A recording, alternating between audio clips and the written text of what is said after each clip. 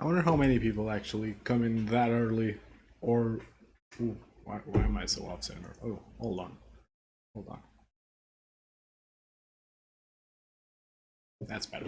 I wonder how many people actually come in this early and watch the and, and watch this, or how many people that are watching this on YouTube actually don't skip this. Just wondering, just wondering. Because in this little segment, they do say things that are relevant. So what's the plan for today? First and foremost, I will be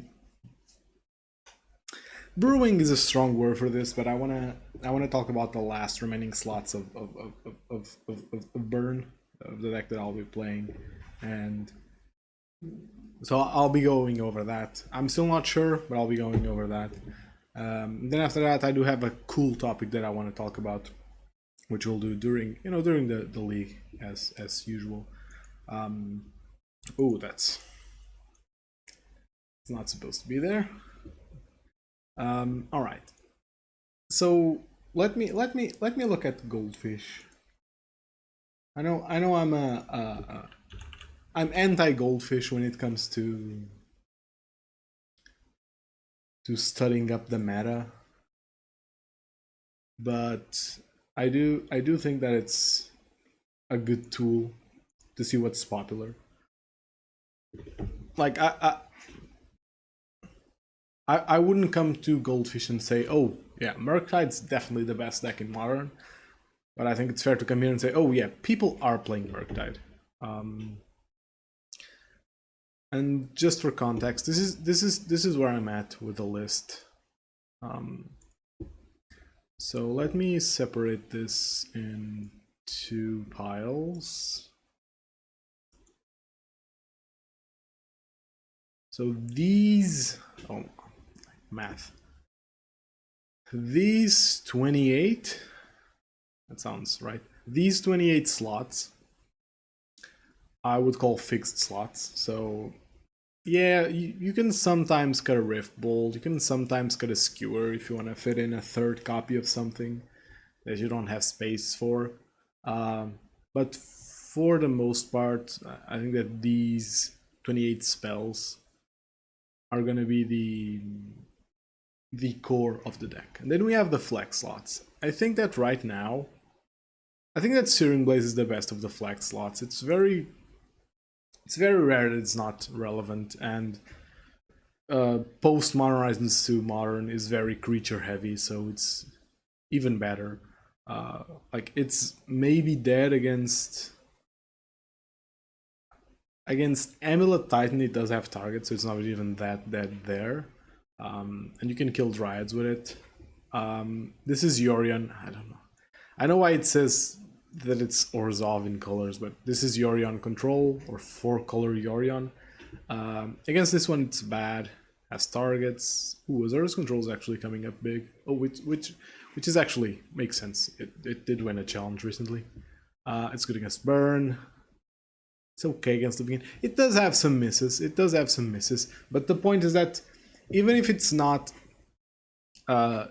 doing like a proper job of hitting both the creature and the player, or rather killing a relevant creature, always having a target means that it's a good flag slot to be playing. Skullcrack, because Shadow Spear and Omnath are two popular cards that are very annoying to deal with. And this is where I'm at. So I'm gonna pile here because this happened last week. I had a 16 card sideboard, and people commented on it before they heard what I was saying. So I'm gonna make this clear.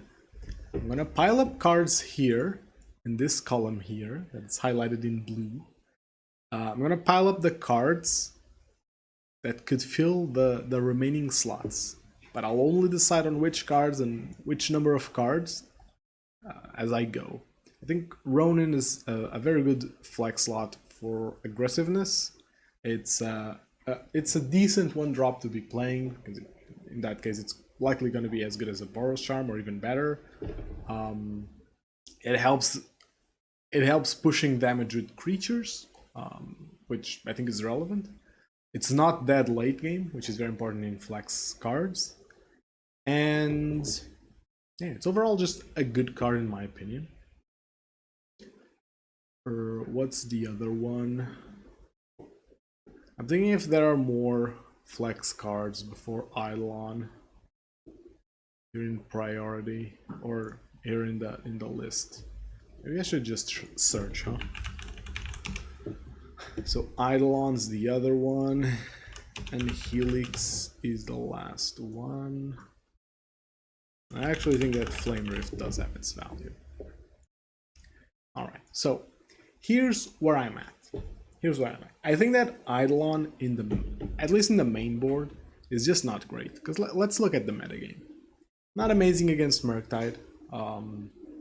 It's unlikely that it will attack.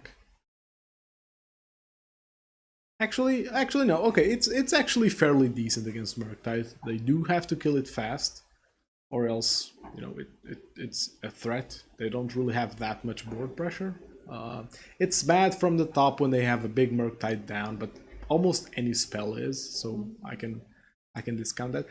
I'm not sure if I like it against Amulet. I've had Amulet players saying that it's very good against them, but from my personal experience,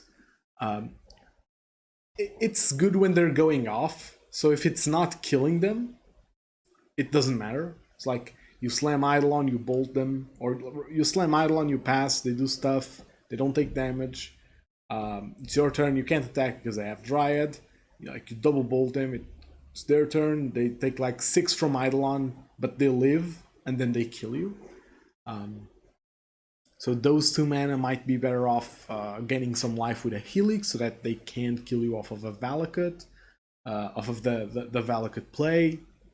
It's better off being a Skullcrack to negate some stabilization from them. Might even be better off being a Boros Charm. Well, I guess that's like on par. I'm kind of convincing myself that it's good, because if it's dealing 4 damage on a regular basis, it's probably good enough. I just don't love the self damage that it deals to me.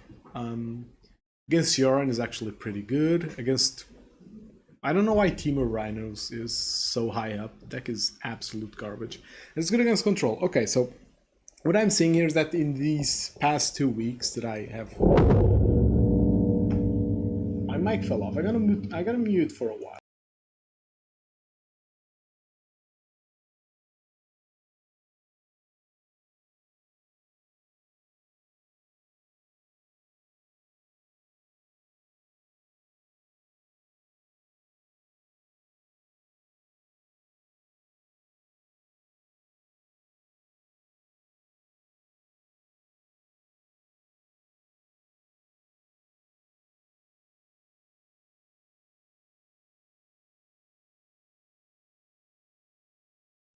Alright, sorry about that. I hope my voice is reaching you just fine.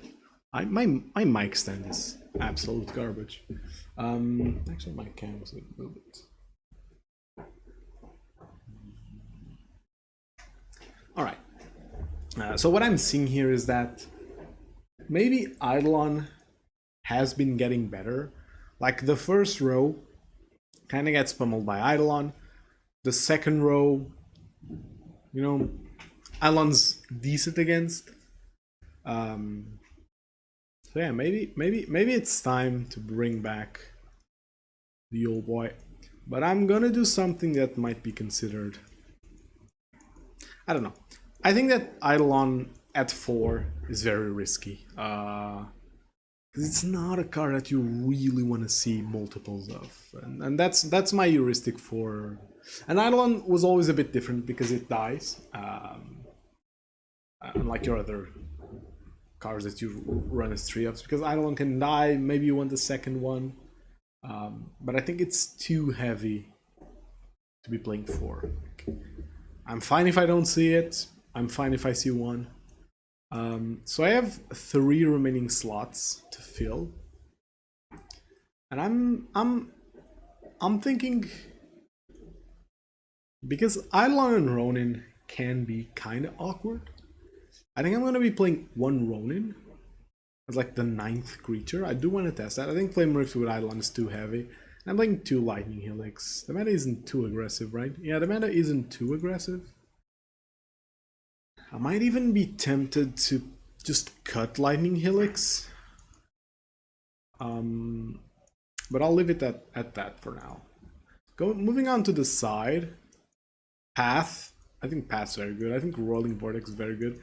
I think Smash the Smithereens. It's kind of only for Hammer. It's actually really good against Amulet too. I have been coming around on Wear and Tear. Because Wear and Tear, because doesn't Control play Leyline now? No, good. But Living In definitely does, right? Yeah, that's a pain. That's a pain to deal with. I think I still want Smash. Just good against Hammer, good against Amulet. 2 matchups that are, if anything, hard to play. What else? What else do I need? I need some Graveyard Hate. But do I really? That's something that I was thinking about. I think that Living In is the only deck where I care about the Graveyard nowadays. Well, I guess Murktide. Yeah, I guess you also care about it against Murktide. Especially if you can slam down and... Did I sell my Rest in Peace? I hope I didn't sell my Rest in Peace. Oh. Oh no, they're safe here. Alright. I did sell them a while ago. I couldn't remember if I bought them back. And what else? I'm missing 1 slot, so I have anti-life gain, anti-artifacts, big creature removal, anti-graveyard hate, or anti-graveyard, I guess. So what's missing here? What's the missing link? Like what matchup here is bad that I could fix with a sideboard slot? I really don't see like any bad matchups here, or rather, Amulet Titan's kind of wonky. Amulet Titan and Living In are 2 wonky matchups. Yeah, Titan is definitely a bad matchup, and Living. I'm unsure of what I would call Living In for now, because I think that from a statistical standpoint, it's favorable. Not sure. I haven't played the matchup enough. Titan is an absolute nightmare. But do I want to tech against them? Is the real question. Do I want to tech against them? Because if I want to tech against them, I'll just play Proctor. No, I hate Palm. Like Palm is bad against Murktide because, you know, they play counter spells and they aren't gonna swing in with a big Murktide in most games. Okay, that's not necessarily true, but it's like against Murktide, I want to have proactive damage, not reactive damage. Slothy when it goes downhill. Yeah, Sloth is an absolute bonkers card. It makes our better starts just become not amazing. Against and then we just can't close out the game in time. They're semi good. They'll go to the Valakut route. Yeah. I've noticed that any decent Amulet player will close out the game with Valakut 90% of games, maybe 95% of games. I haven't lost to a swinging Titan in a long time. In a real long time. And then, like, sure, against Footfalls it's okay. It's Helix for 4. Against Burn is fine. Against Living In it might be okay, but not really. You have to assume that Grief is a card they play. Against Shadow it's bad. The whole gist of Shadow is that they swing in protected, so either with a backup counterspell or with Hand Disruption beforehand, so not really. Against Yawgmoth it's useless. Against Hammer it's very good. Against Hammer it is very good. But I already have Smash against Hammer, and I'm comfortable with the matchup as is. I'm not really taking these last 5 into consideration. They don't appear often enough. So I'm wondering, do I want Proctor? Or do I want... What do I want? I don't think Sanctifier is amazing here. It's only really good against Burn or against Shadow. But Shadow is favorable and Burn is more on sequencing than anything else. I'm really struggling for the last sideboard slot. And I think that the last sideboard slot is something that's actually relevant in today's Modern. I could also just fill 4s here. Palm? Oh, or Sanctifier. Yeah, Sanctifier is decent against Murktide, but I don't think I'd want to overboard with 6 Graveyard Hate cards. Well, maybe I would. Maybe I would. Yeah, Sanctifier. Maybe I would. Maybe I do want to play Sanctifier here. Because what else am I playing? Chandra could be spicy. That's a thought for another day. I think maybe I am playing Sanctifier. And with Sanctifier there, the only matchup that's not covered is Amulet. Okay. That should give you a timeout. That should give Core Firewalker in this economy in 2022. I'm thinking if I want Sanctifier and kind of cover Murktide a bit better and cover... I think Rest in Peace and just being burned cover. Yeah, I'm gonna play Proctor. I'm gonna play Proctor because I hate playing against Amulet Titan. Well, I don't hate playing against Amulet Titan. It's worse than... Yeah, I'm essentially playing Rest in Peace to beat Living End, to be honest. And Proctor to beat Amulet Titan. Path beats Murktide and Shadow. And Yawgmoth, if we're being honest. And Vortex and Smash. And Smash beats Hammer and Amulet, and Vortex beats everything. I think I'm fine with this. I think I'm pretty fine with this. I saw someone post a deck picture where like they had all 15s here. It looked really cool, but they only played 15 lands. It was a Neoform deck. Can I do something similar? Like move those there. This is Proctor also wrecks Hammer. Wreck is a strong word, but it is good against them. Yeah, I will agree with that. I will agree that it is good against them. So I need 3 here.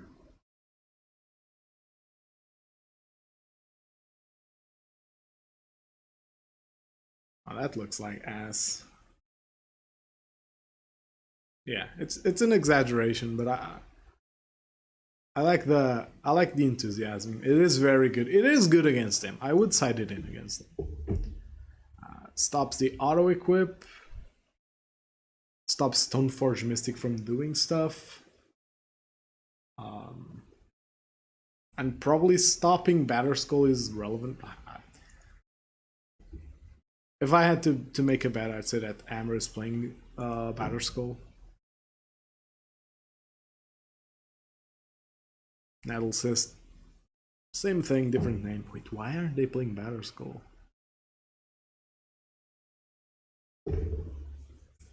It's Program is nice and do normal field too. Yeah, that too. The mirror and what to do with Eidolon. Okay, so the mirror is okay. So first, I should take a picture of this to post. But this is really triggering me. This photo is ass. Okay.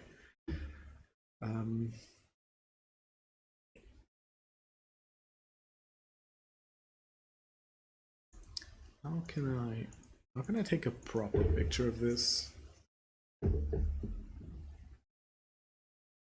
I guess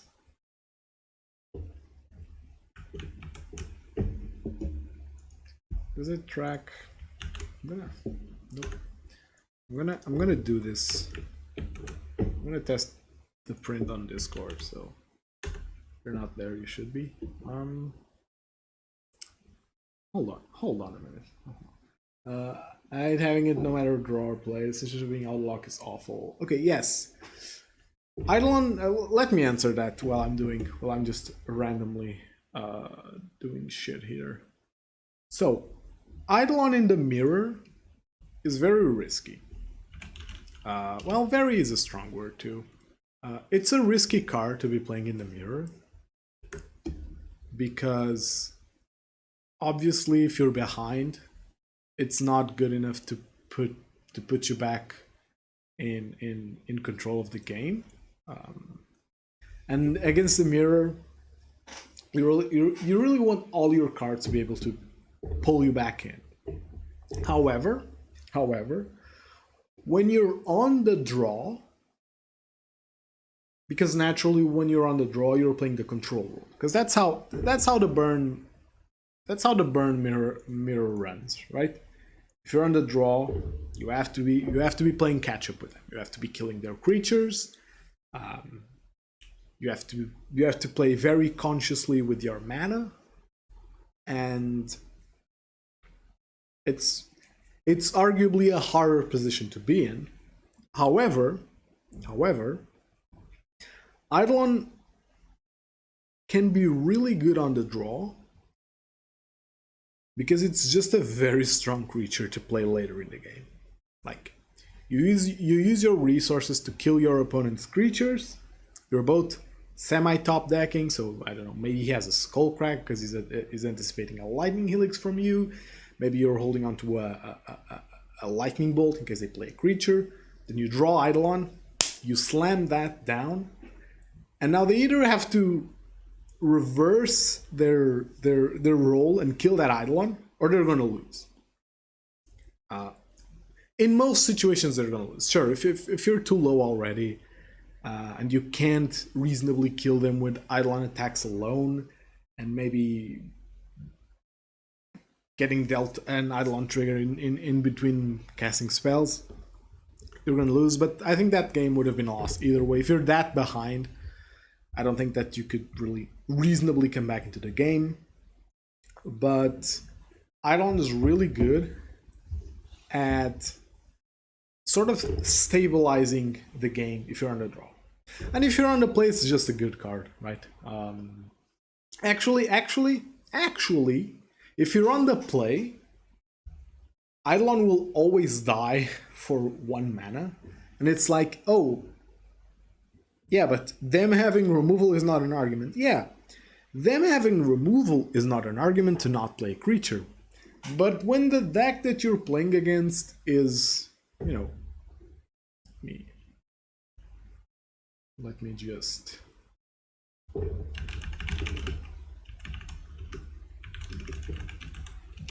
Let me just change views here. When you're playing against this... when you're playing against this, yeah, it's reasonable to assume that your Eidolon will die to a single spell from the other side. So when you're on the aggressor seat, I'm keen on taking out Eidolon. But when I'm on the control seat, Eidolon looks like a great piece of card advantage. So that's my take on it. So I like Eidolon in the mirror, especially on the draw.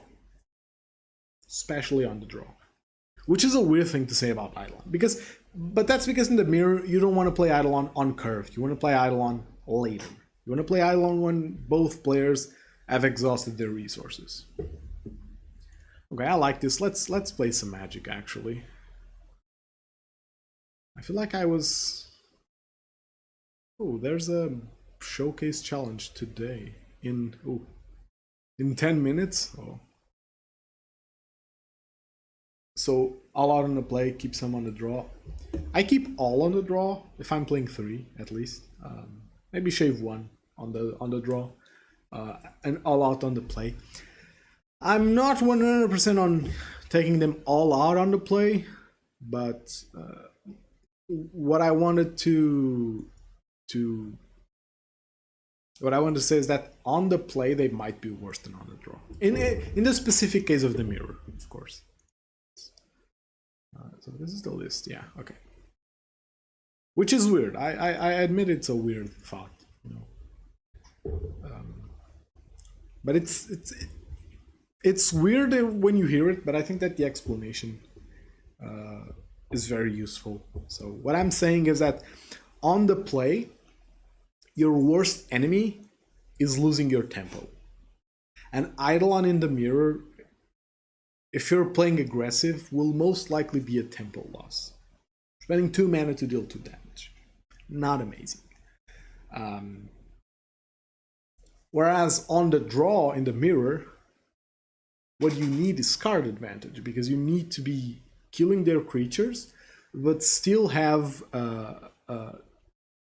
you know, a reasonable clock.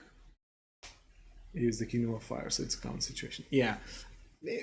Honestly, and I do hate the card under normal circumstances because, well, hate is a strong word.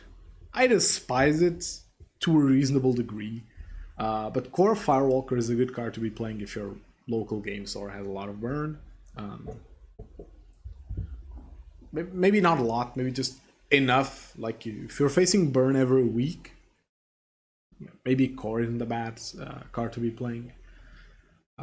I just don't think it's great online because the amount of times you play against burn just doesn't justify you gutting your sideboard. Not enough to use Core. Yeah, then well, you gotta. This hand's absolutely awful. Did I hurt someone to be given this hand? So this is obviously a mulligan. Oh, this is a keep.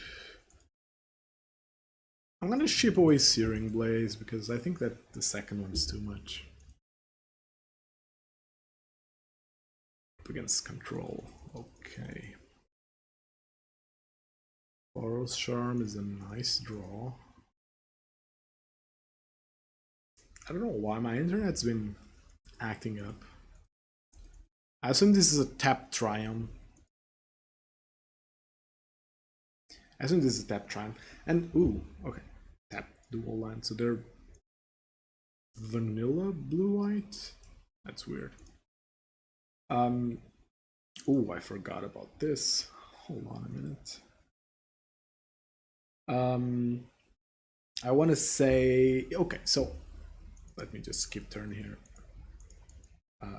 Never mind my computer making noises, okay? Just computers make noises. I'm glad I'm playing against control because it's a nice segue to and they're playing out. It's a nice segue about what I want to talk about today, which is if you've been semi keeping up with Magic Online results, very recently there was a this is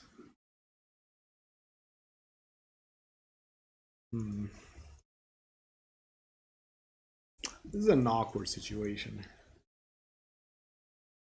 This is a very awkward situation. I guess I'm just charging in with the creatures, with the boys, which are actually girls. So if you have been keeping up with results, Blue-White Control recently won a challenge. I think it won a challenge. Right? Yeah, it won a challenge of on Wafo Tapa. I think that's how you say it. On his hands. Their hands. And I want to show you the list. And I want to show you the list because there's a small detail about the list that my opponent's really not going to do anything here. I kind of want to spell them in the face, but I have double Searing Blaze. Oh, this is awful. I have double Searing Blaze. Any spell I play represents a lot of damage. Huh.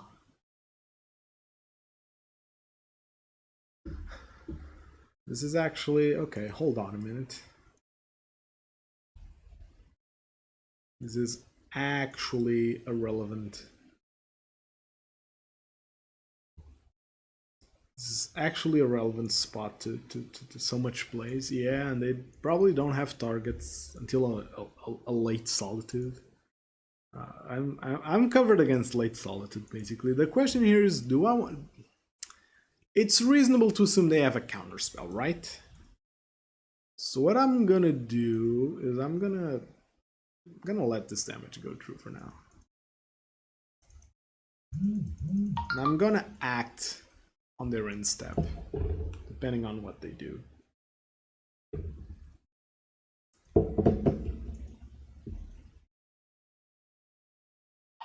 So I was talking about... oh yeah, so the control list, which this list is likely based off of. But I can't click away right now. Oh. Alright.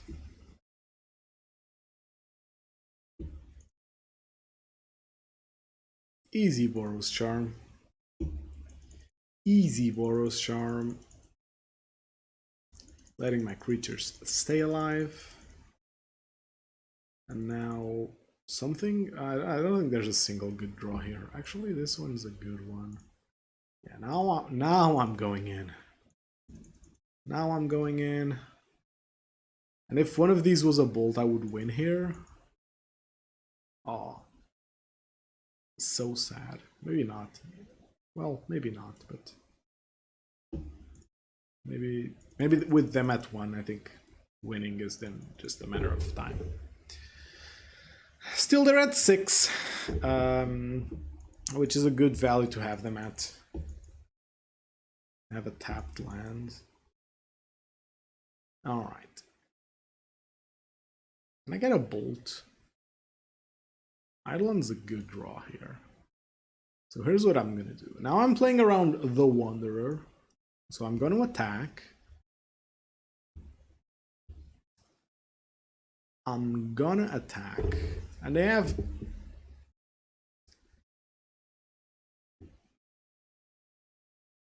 okay. Did I play a land this turn? No. So I do have to fetch here. And I am absolutely playing this Searing Blaze here, just to gain some value off of it.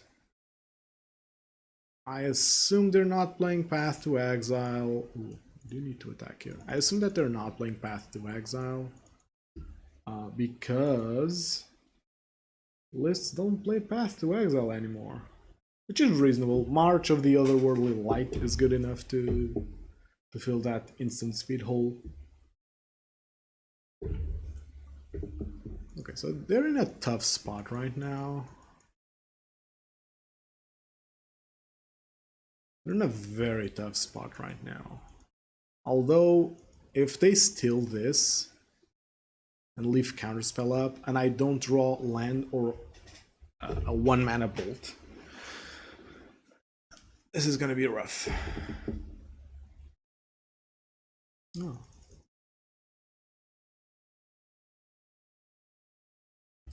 It's actually like the best draw I could have. This is the best draw that could have come up. Well, okay, maybe not the best draw, but I forgot the creatures were a good draw there. So I'm assuming this is an Archmage's Charm. Yeah, ooh. And they left Counterspell up.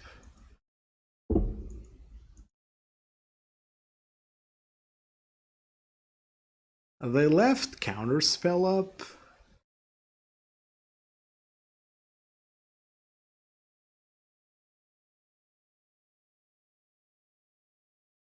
I think I just skull crack them.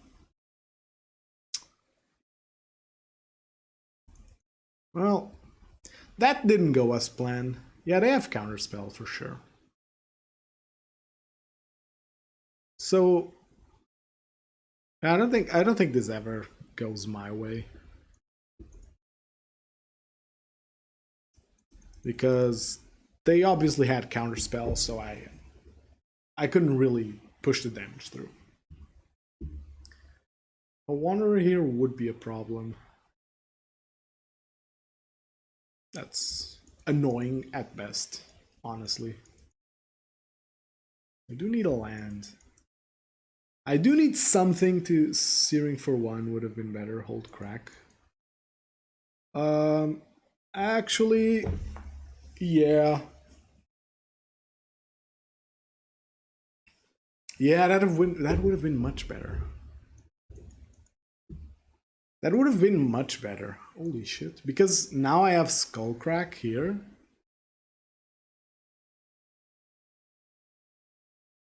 And if they manage to gain some life, I'm kind of screwed. Yeah, searing for 1 there would have done. And I could attack because Swift Spear. Oh no, actually the Searing Blaze damage wouldn't have gone through. They're thinking. Are they going to do anything? Okay. So that's an okay draw. So here's what I do. I cast Eidolon of the Great Revel to bait out some action from them. And they have to act here, or else they're just dead. I guess they could still Solitude. Oh. Wow. No action from them?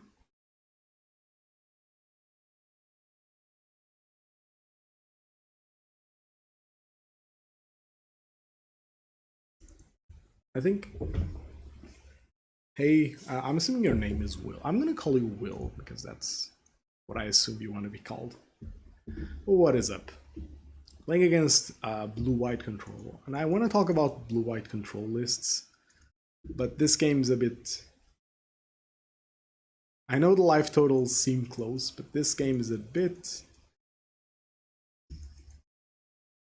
Oh. Okay...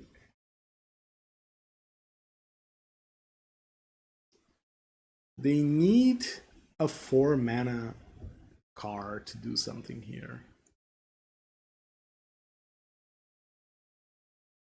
You need a 4 mana card. Yeah, I gotta go for it for sure. They're on 2 cards. They didn't counter the Eidolon. Cryptic, yeah, Cryptic would be really strong. I don't think they play Cryptic Command anymore though. I think... I don't even think they could reasonably get out of this. Like, what card could they play here to actually win? I don't think there's a card that wins them the game here. Because even Solitude exiling their own Swift Spirit leaves them dead. So I don't think there's an out here. Okay, so I want to talk about control, because this Wafu Tapa 1... Oh, and I actually should turn on the little... Yeah, nobody plays Cryptic anymore. This is what's happening today. I want to talk about this winning list. They're still thinking, so it's fine. I'll talk about this winning list, which is Splashing Green for Veil of Summer, and has a Triumph here for where is it? For Prismatic Ending Value. Yeah, it won the challenge. Oh wait, my opponent's acting. Doesn't work, opponent. Doesn't work. Searing Blaze still goes through because it targets you. Nicely done though. I think that was a neat attempt at doing it. Casting March for 4 or for 3, I guess, to dodge Eidolon. Okay, so they're playing board wipes, which kind of scares me. So I think Vortex is a no-brainer here. And I'm very partial to cutting Rift Bolts, although Searing Blaze... okay, Searing Blaze was okay this game. I did cast both for total damage, but I think Searing Blaze is the cut here. The Bantrime's gonna... Oh, wait. The Waffle Table is not using Chalice. Yeah, because Chalice just lost a lot of its appeal with... This ends very game 1, but it's very, very strong. So I was using... Chalice just isn't amazing anymore.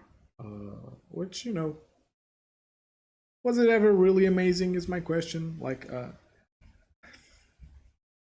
I guess it was because Chalice on 0 was good.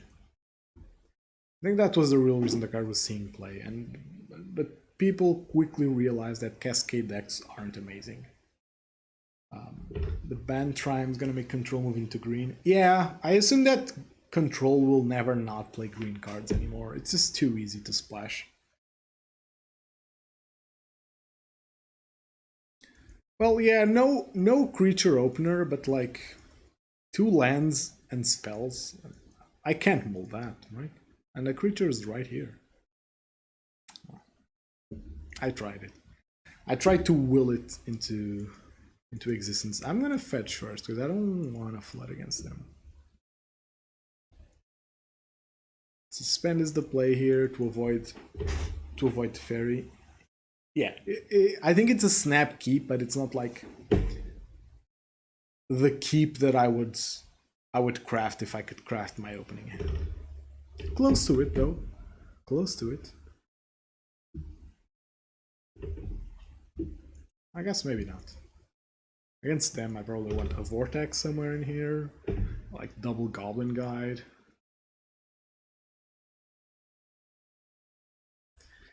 All right.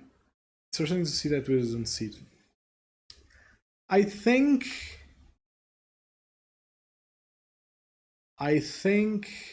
Oh, they definitely have Counterspell, right?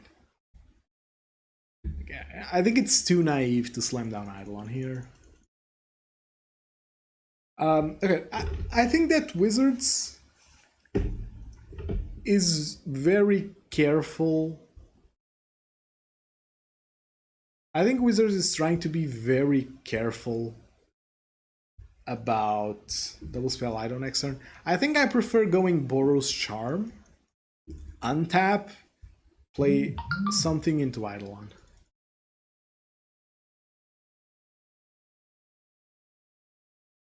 Because I think that the counter here is Boros Charm. I don't think that they're gonna let Boros Charm go through. Yeah, but sticking Eidolon, right? I guess you could say that Eidolon's definitely not gonna stick. Yeah, but I have to assume that they're gonna eventually counter something. So I think the play here, unless I draw a creature, well, I guess that did happen. I have to assume this is Waffle Top's list, right? Yeah, I can't. Do they have 1 mana stuff? Now I'm thinking if I want to play around. I'm thinking if I want to play around Supreme Verdict. The Supreme Verdict would wreck me here. I think I do want to play around it. So my plan is attacking here. Being on the draw against control can be very rough. My opponent's on 5 cards. That's really a lot. I do get some info here. It's very valuable info.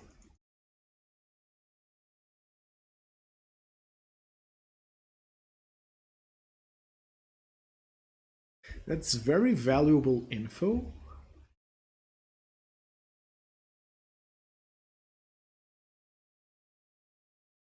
Okay.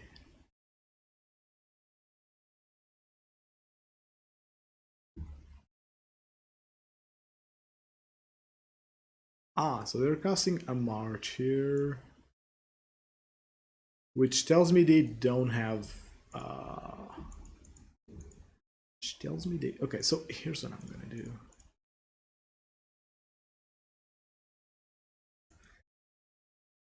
I know they're drawing Solitude, I know, but at this point,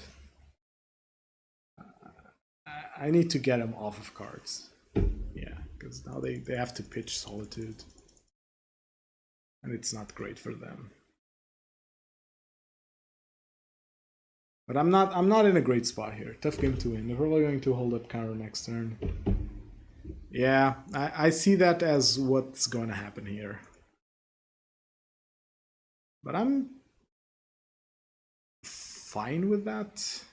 As weird as that sounds, I have a lot of damage in hand. This is a 13 damage in hand.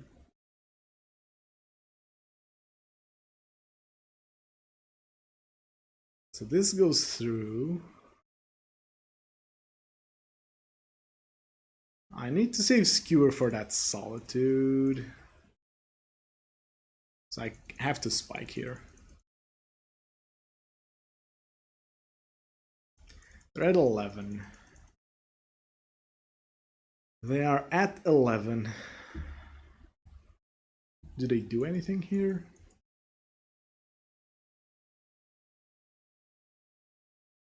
Do they do anything here? Okay, I need to know. I need to know because I think my resub or sub thingy alerts aren't going off, which is very weird. But I want to talk about his list. Oh, no land? No land? Okay, if it doesn't have a land, I think we got him. I think I need to charm here, right? Yeah. I think I need to charm here. I think I need to charm here and wait for him to evoke the Solitude. Yeah. Wait.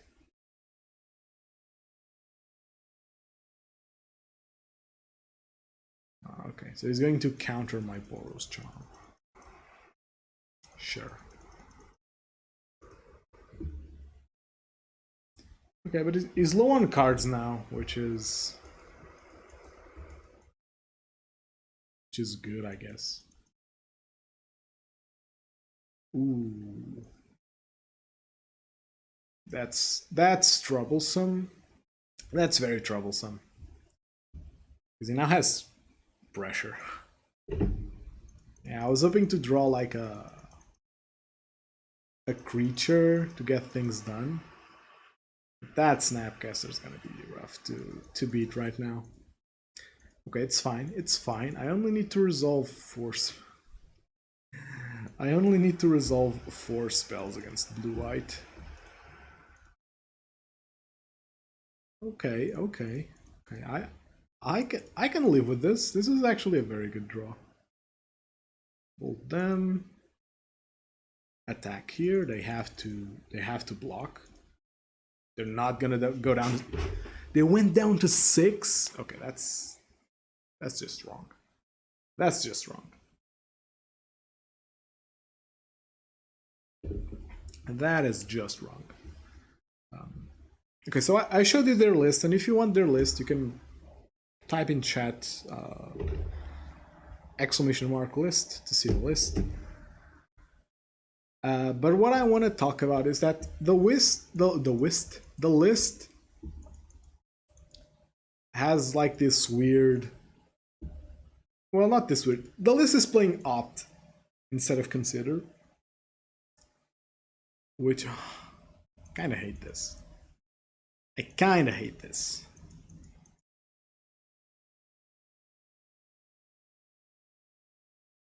Kind of hate this. Like, I have to go for it here. But they do have an extra turn of going for stuff. Yeah, that's a tough draw, but you know, you play the cards and they have a downside. You don't play 16 bolts, you play 4 of them, then 4 lava spike, 4 skewer, and 4 rift bolts. But they do have their downsides. My saving grace here is that they don't have double white to hardcast a Solitude. And I want to say... What's their last remaining card, though? It's gotta be Interaction, right? It's gotta be Interaction.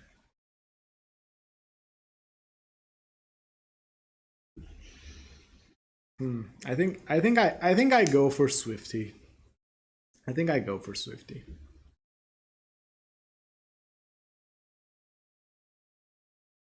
I think I go for Swifty here. I think that if they're attacking, they're kind of desperate.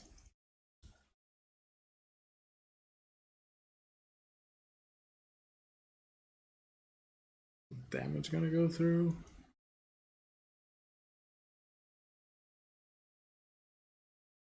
I think they do have Interaction, but I'm gonna squeeze it out of them. I have to squeeze it out of them, right? I can't just let it go long.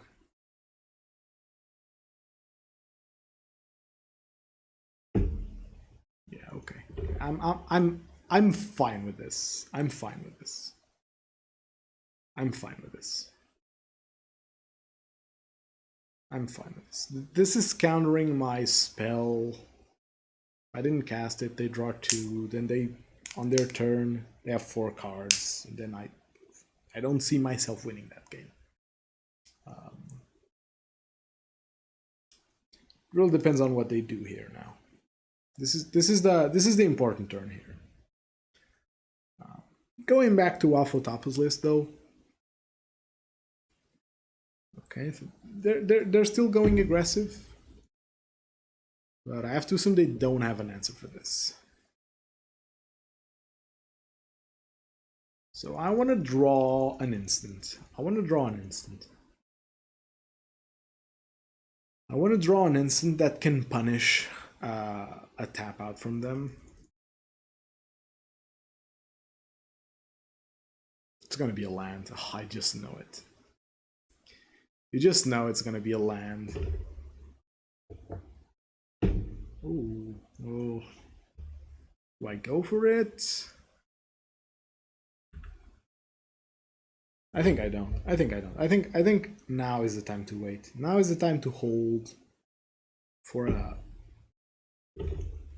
a critical mass. They're missing land drops to squeeze Firecraft. Well, yeah, Firecraft would win me the game here. That's for sure. But I don't think this is a bad matchup. I mean, okay, they're definitely holding on to a counterspell. They're definitely holding on to a counterspell. That tap out tells me that they're holding on to a counterspell. Okay, so they reach 5 mana. So I know that one of their cards is counterspell. The other one, I'm guessing it's a Supreme Verdict. And that's why they haven't cast it yet. Should have gone for it.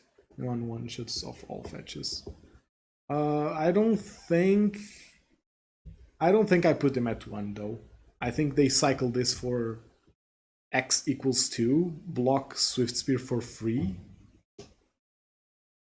and then I just have 1 less creature. Because if I tap out and I show them that I don't have an instant, that cycle is much... God damn it.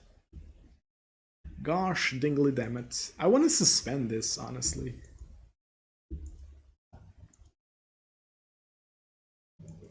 I think I have to go for it. I'm gonna... They still have Solitude? No, they've used their Solitude. Yeah, if they cast a Solitude here, I lose. If they cast a Solitude here, I just lose. But I cannot play around it. I cannot play around this Solitude. Is it Solitude? No, it's Snap. Archmage's Charm for the win. That's very greedy, sir. That's very greedy. Snap Opt. Okay. They're putting me on Lightning Bolt. They're putting me on Lightning Bolt, and they have a counter spell, so we have perfect info of the whole situation. So they have one mystery card, and is this removal? If this is removal, I lose. And tapping white like as fast as they did, this is definitely removal. But I think they're thinking about it. No, yeah, this is over. They still have counterspell in hand. They're attacking for 6. Okay. Very close game, very close game. Were there misplays from my part? Were there misplays from my part? I want to say no, but maybe there were.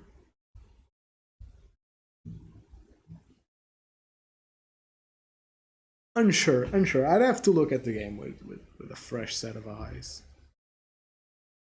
I'm almost tempted to board Searing Blaze back in. Between Archmage's Charm, Solitude's going rogue, and Snapcaster Mage, I kind of want it. But I know I shouldn't. I know I shouldn't because it's very easily going to be awkward. This sounds very good.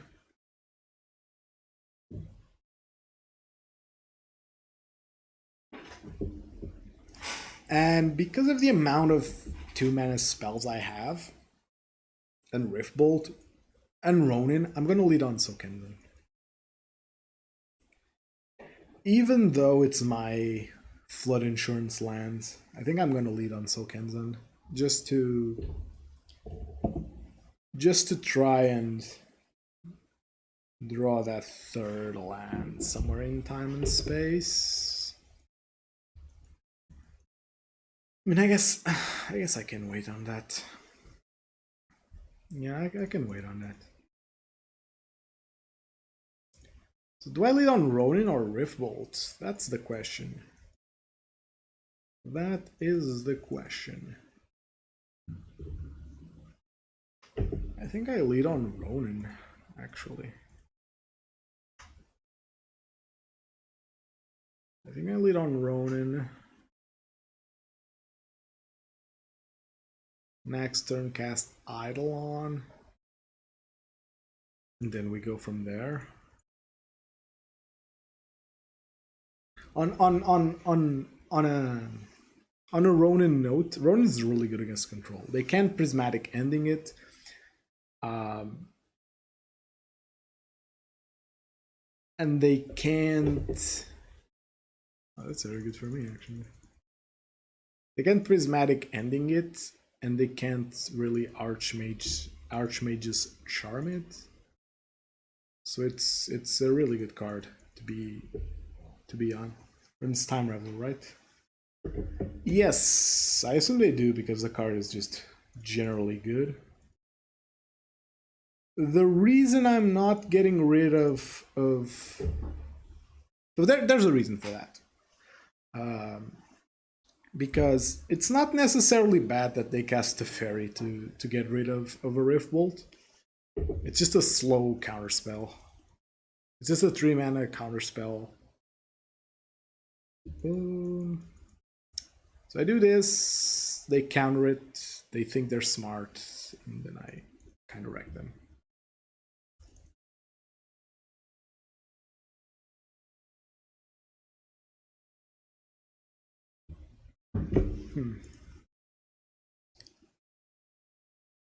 I'm fine with Ronin here doing its thing. doing its a thing. I'll be upset if they... I don't even know. So basically what I'm saying is that... Alright. Basically what I'm saying is that... do they have something? Basically what I am saying is that... They do have something. The snap. They're gonna block this with a snapcaster? Seriously? Oh. I hate this because I don't really want to waste a Boros Charm to save a Boros Charm. That's where I'm at.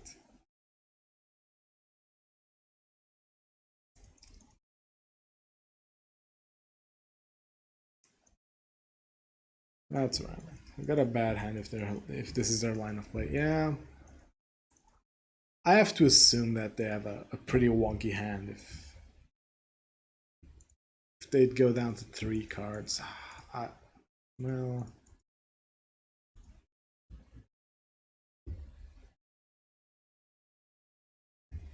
I have an opening here. I'm gonna cast Boros Charm. Wait. They play Timely Reinforcements? No, they don't play any life gain. Okay. I'm gonna risk Boros Charm. This Boros Charm needs to go through. This Boros Charm needs to go through. Like it's enough card advantage that I really want it down.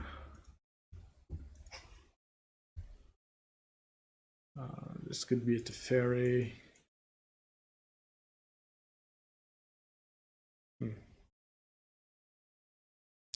Just an Archmage's Charm.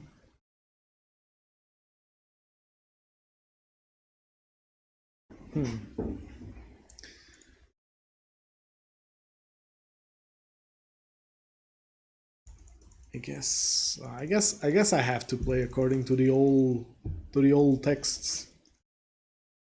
Just hold spells. I need to resolve 4 spells. So I need to push them up against the wall. It's sad that I can't punish their very Time Raveler, huh?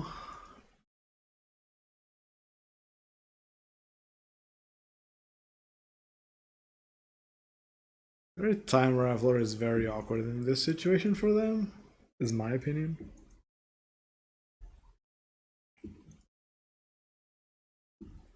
Yeah, I do guess that counts as the bad hand that we were talking about.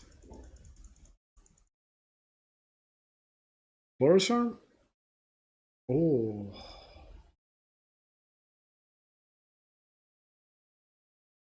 It's actually a smooth draw.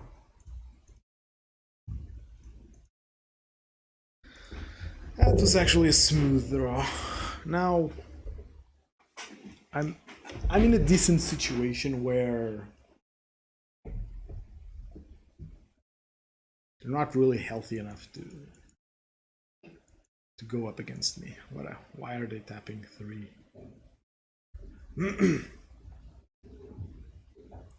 Why are they waffle tapping 3? What was that? I mean, if they play Timely Reinforcements, we just take it. Lists don't play it anymore. Oh, they played the bad version of Timely Reinforcements. And they immediately go back down to 6? Okay, did I miss that? No, lists don't play that. This person just decided it was best. Why did he crack a...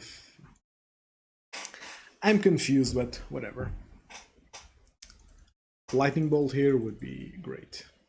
Just to drive home.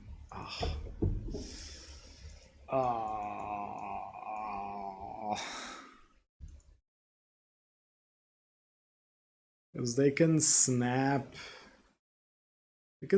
Sunset Revelry now. And I can't Skullcrack it. Well, whatever. He showed spell pierce. No, he hasn't shown spell pierce. Most awkward of awkward. Yeah, it's been a string of awkward draws. It's been a string of awkward draws. I think that the losing, and yeah, this just goes back to what I've been feeling about Eidolon. This game was lost off of Eidolon. This game was lost off of Eidolon because Eidolon dealt 0 damage. So that's a counter.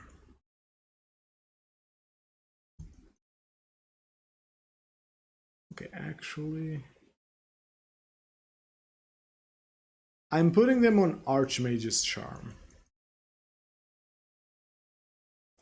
I'm putting it on Archmage's Charm. So here's what I'm gonna do. I'm gonna cast Swift Spear to bait them stealing the Swift Spear from me. And when they do, I'm gonna Skullcrack them.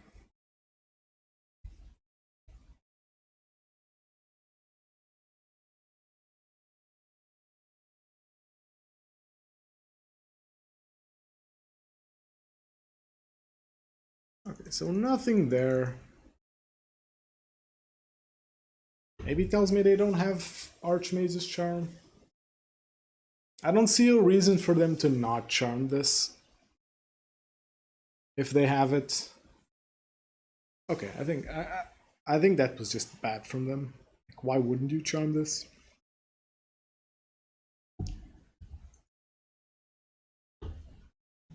I want to draw a bolt, and no, that's not why you play a Thunderous Wrath. I have feelings on. If we can pick up that conversation. Actually, okay, let me hide this. We can pick up that conversation of Thunderous Wrath and March of the Reckless Joy, because people have been experimenting with it, and I think there's value to it. I think that Thunderous Wrath is bad because I think that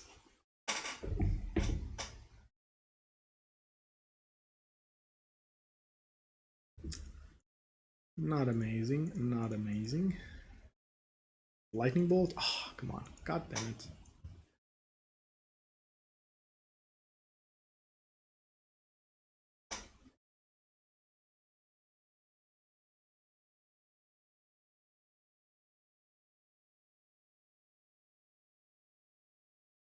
Prismatic Ending, because they can do that now. I think this game is lost. And now, tap with 5.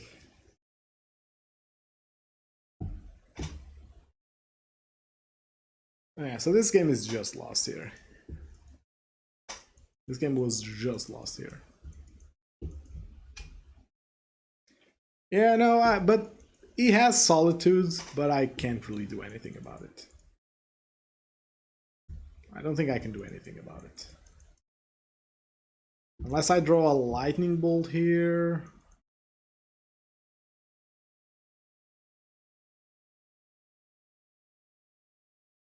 Okay.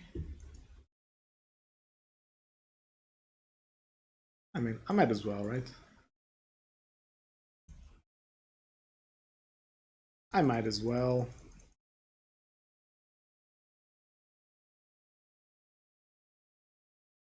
I might as well do that, and now he's gonna scry with his Memory Deluge. Okay. You could have been okay. How do I win there? I cast Skullcrack first because I'm it's very reasonable that I misplayed there, but I'm not seeing the correct line. Not seeing the correct line.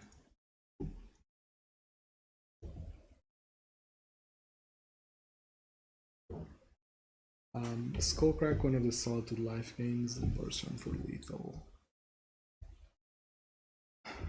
He was at 8, right?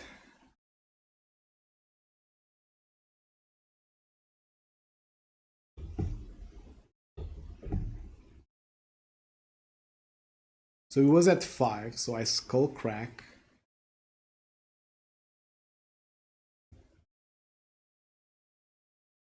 Yeah. Okay. I see that. I see that. I see that. I see the line now. I cast Skullcrack, I attack. He, wait, no.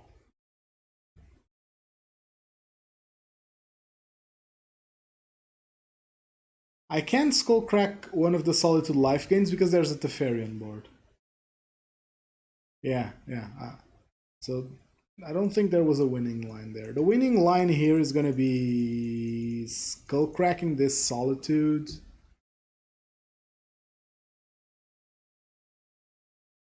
Maybe Skullcracking this Solitude that's coming.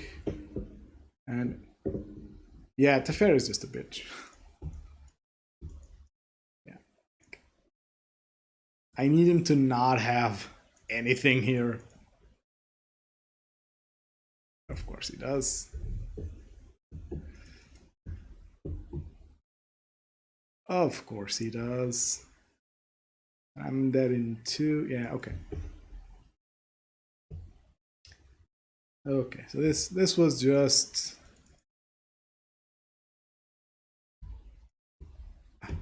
to add insult to injury. I draw a land. God damn it. Yeah, it is close to losing on time, but I don't think I can win that. Solitude and Snap. Do we consider Proctor? Oh, thank you very much for the follow, Coctanic. Solitude and Snap. Do we consider Proctor? Well, no, because then they have Solitudes for 2 mana, which we don't love. Which we do not love. 10 out of 10. Yeah, that the match was a 10 out of 10. That was a enjoyable match. I think the loss was off of a couple of things. I think it's reasonable to assume that I misplayed there somewhere. Between Teferi dropping and whatnot, I probably misplayed something there. Maybe the initial Rift Bolt should have been a Rift Bolt. But I do think that the bigger issue was Eidolon was just ass. Both games where I played Eidolon, it was just ass. And I think that with Control's removal suit is now Prismatic Ending, March of the Otherworldly Light, and Solitude. They all kill Eidolon without much issue. And yes, they're paying 2 to gain 2 life, but it is card advantage, right? They suddenly have this option to pay an extra 2. 10 out of 10 green screen. Oh, you think it's a green screen. Maybe my background is just maybe my background is just a really good lined up shot of this lightning bolt art. You don't know that. And keep your blazing. I think it's yeah. I think I've this entire match convinced me that Searing Blaze is good. Because between Snapcaster and them stealing my creatures, like to equalize the board, and the late game Solitude being annoying, I think that Searing Blaze has its value. But this match really convinced me that Eidolon just isn't it. Eidolon just isn't there anymore. Because if Eidolon is bad, and it was bad in every situation there, both games where I played it, it was bad. Even in the win, it was wonky. So I think that if Eidolon's not good against Control, like, I'm not happy with it. I'm not very happy with it. Maybe it was just bad beats. I don't know. Having said that, the matchup was enjoyable. The matchup was enjoyable. Well, what the fuck plays Gigantha nowadays? Hold on. Hold on a minute. What deck plays Gigantha? Chad, I need help. What deck plays Gigantha in this day and age?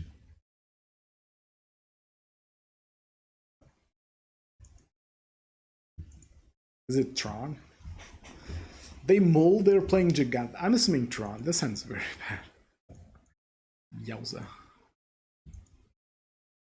Oh, this hand's awful. No turn one play here. So we're going down to 5. Going down to 5. Tron prowess. Oh, it could be Gigantha prowess.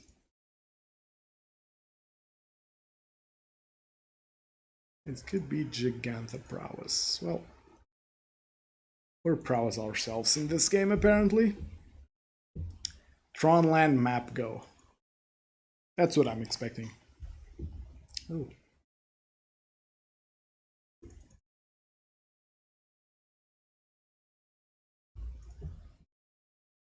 Confused about what's going on there, but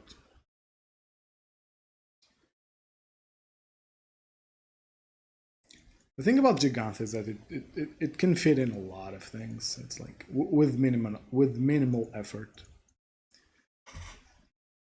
Ah, it's a Cascade deck of some sort. Eidolon should be good there. Oh, is it the Omnath one? That sounds ominous. Is it Glimpse? I never know the full name of the card, and I own like 8. Just because the card was cheap. I'm genuinely confused. I'm genuinely confused here. They're gonna shock themselves, huh? Oh, it's Zoo. Okay.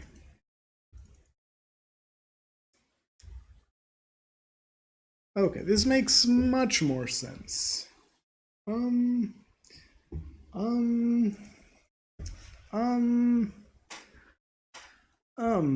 I play Eidolon to punish there. Yeah, I think I play Eidolon here. Eidolon is a blocker here in this game. Eidolon is a blocker to try and win on a potential crackback.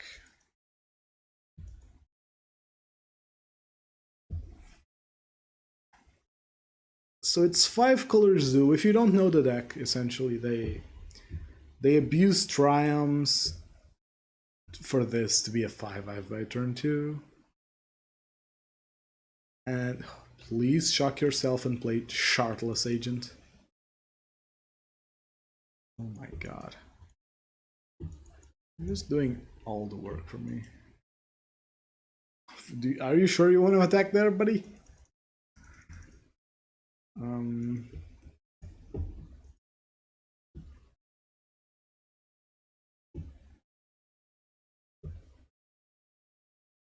Yeah, I'm gonna put myself in a situation where I die to like a single hit from them, but I want to kill them. Exile all graveyards, that does not matter. Cool card to be playing though. This card is very cool. Okay, sure, that's annoying. First strike and trample. Am I blocking? No. It's only 5 damage. It's only 5 damage. I think I can take that. And they very explicitly didn't leave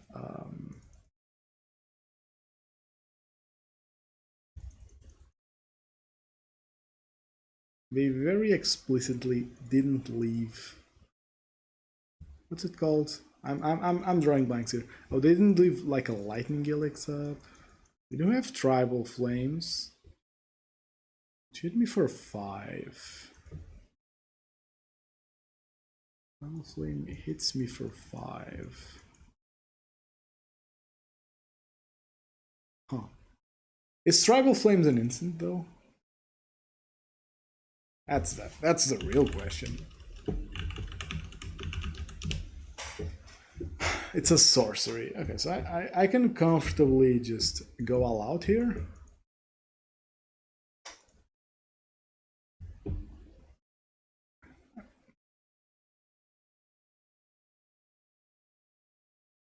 I think it's lethal, yeah? I didn't do my homework, but I think it's lethal.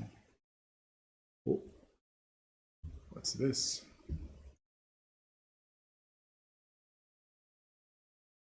They have something, but if this dude is playing Weather the Storm in their main board, I'm gonna assault a small child violently. I think they're just dead. They should be just dead. You have lethal, I think. Yeah, any interaction. Basically, any removal spell equals a creature hit. So, okay, they're a tough cookie to crack. Eidolon's not amazing in my opinion. Do I want Smash? Smash kills Draco. I hate when decks that aren't super popular appear here because I don't know what they're playing. And of course they know what I'm playing because, you know, they're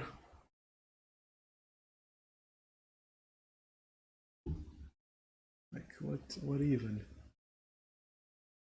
What even?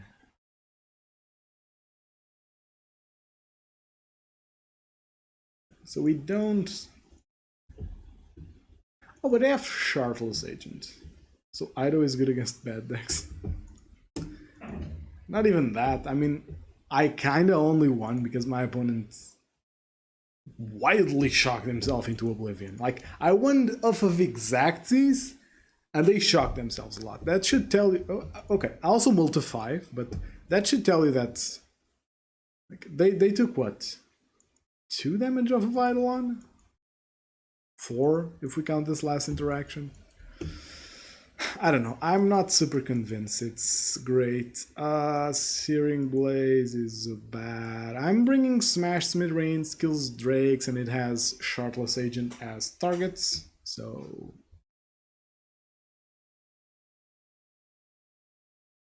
I live comfortably with that. This hand's kind of risky, but I'm gonna keep. I'm on the draw. Chad? How could this ever go poorly? Huh? This could never go poorly.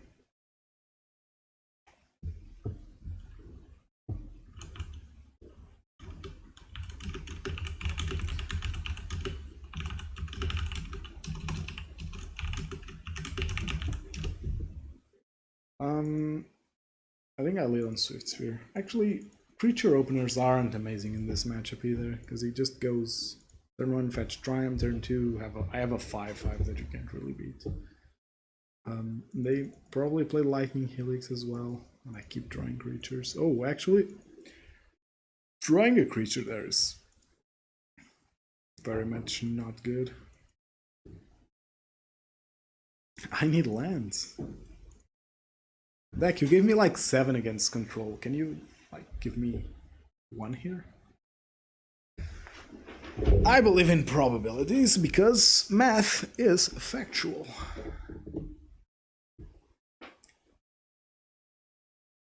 Come on, play. Come on, play. Shock yourself. Play Kavu. Say go. Oh. Land, please. Well, guess we can pretend that this is our turn 1. Yeah, we can pretend this is our turn 1. Or turn 2. Wait. We can pretend that this is our turn 2. Yeah, there. I'm gonna play Shartless here. Oh, that's cheating. That's just plain cheating. I want the lands. Oh my god, not like this. Not like this. I know that the shuffler strikes me down when I keep one-landers, but it was a reasonable one-lander to keep, okay? I had Path, I had Smash, I had Reachers, I had Bolts. Oh my god, Eidolon would have been nuts this game.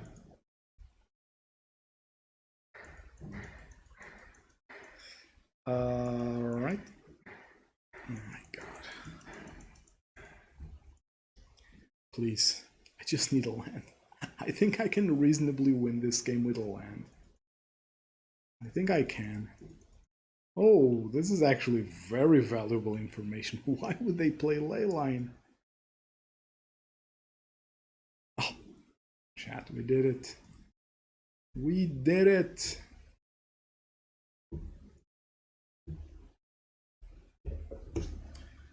We did it.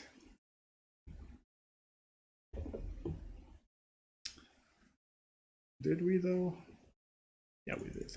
Okay, I'm gonna go full greed here.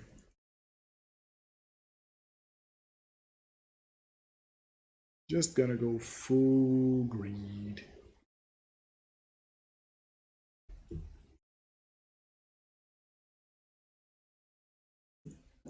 I know my opponent's got my back. I know my opponent's got my back. This is very much not worth it for them.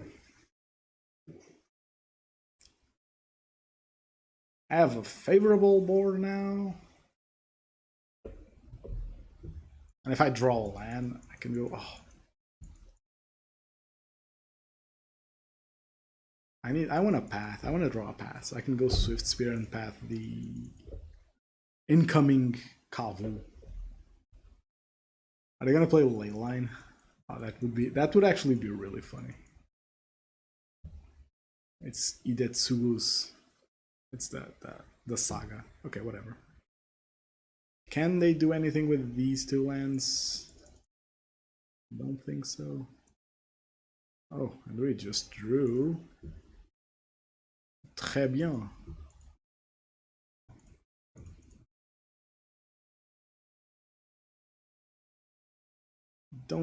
I don't think they can interact here, so I'm just gonna go for it.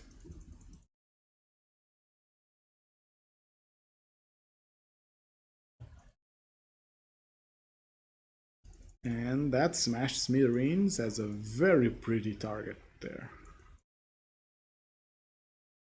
They just can't hit Lightning Helix.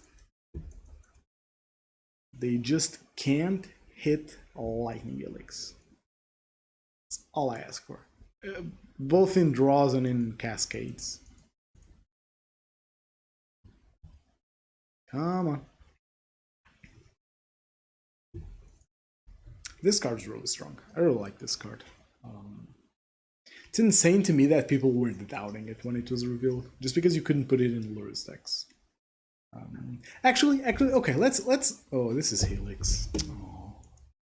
Actually, let's talk about Lurrus, because unlike Bruno, we can talk about Lurrus even though it was banned. Oh.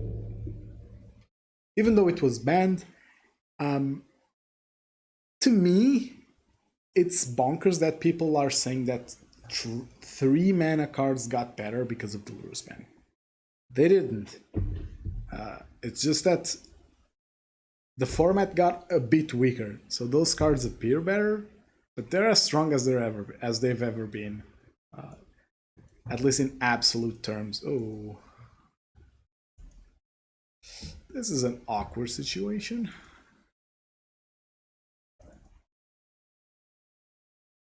I don't think I want to attack here. I doubt they'd block, but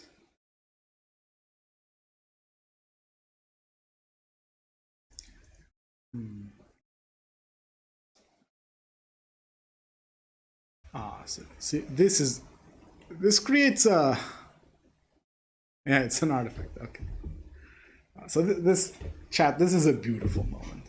They're gonna get got by their own General Ferrous Rockrick. Watch this. It creates an artifact. Helix is on the stack, but then we just killed them. Yeah, this is true beauty. Watch them rip another Helix from their hand. Now they have a Sharpless. Oh, that was just plain beautiful. Okay, not amazing draws coming. I draw this turn. Next turn I top that Cronin. I cycle it for land. Yeah, okay. I do want to point out, because this matchup appeared very close, but game 1 I mulled to 5. Game 2 I had one land for a long time. So I stumbled. I stumbled a lot in that matchup, and I still won 2-0. Opponent's deck isn't amazing, in my opinion. 5-color Zoo is just a threat.deck. Yeah, sure, they have some answer. They do play some removal, and Hidetsugo's Saga is okay at keeping the board in check. But at the end of the day, the deck is very one-dimensional. It's your classic aggro deck from 2015, where you play strong creatures and play some burn spells and try to be a threatening deck. But unfortunately, that's not amazing, because if you get outsped, you just can't do anything. And I would assume that the control matchup is kind of awful. My god. Chat, we're on the plate. I can't imagine that 5-color Zoo as a good... Oh, no. Okay. Oh... Yeah, Riftbolt. I think that with this hand, I'd rather have Skewer. Easier to make it look good.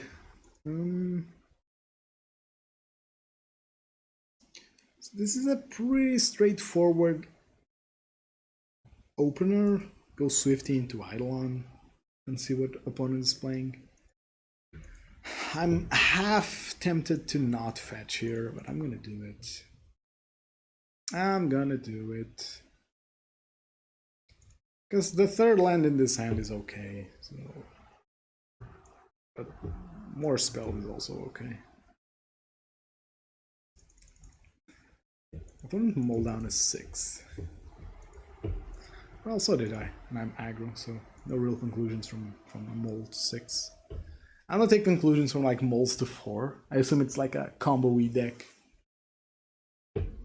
Ooh, Thoughtseize on turn 1 in this economy? I guess that's fine. Ooh, a Grief. That's actually problematic. Because now they kill my Swift Spear. Oh no, they're just gonna bounce this. Oh, I hate this interaction. It's not too strong for the format, because they have to remove Skewer, at least that. Well, not really. It's not too strong for the format because it's a 2-card combo that goes even, right? They're spending 2 cards to take 2 cards. They do get some pressure, but oh, that's kind of awful. Well, I'm gonna go for it. Yeah, they're at 15. I need to raise this, and that means charming into attacking. It's fine, they're at 15. This puts them within triple bolt range, which isn't amazing because I'm not gonna be super healthy for long. But as I was saying, this interaction isn't too strong for the format. It's just so annoying. It's just so annoying. Oh. Searing Blaze? Okay, so here's what I'm gonna do.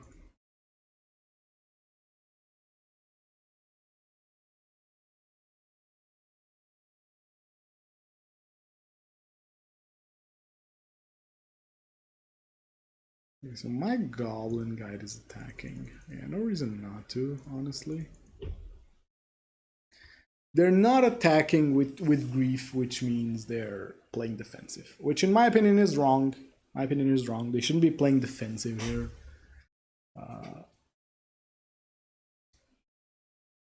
Especially with a Ragavan on the board. In my opinion, that Ragavan's on blocking duty. Even if it's a chump block. Oh, do they have another blink? Oh no, okay.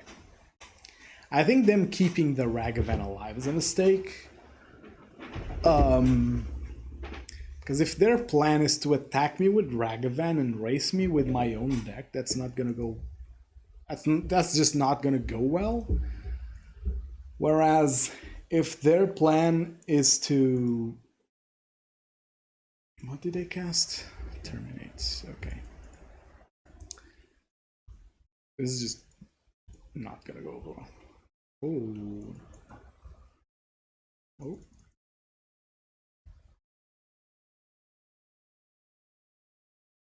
God.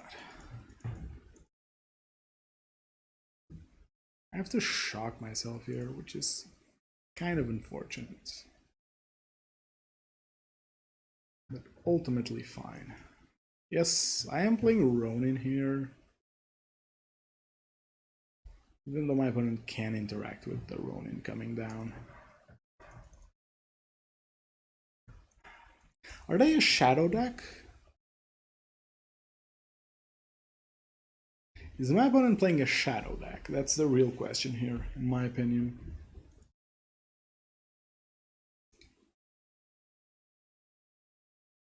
I was somewhat lucky that this wasn't castable by them.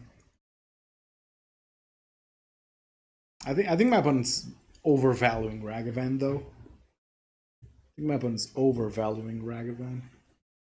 I think keeping Grief alive so that any flicker effect is good is something that you should have done. Oh. My opponent's drawing all gas from my deck though. That could be problematic.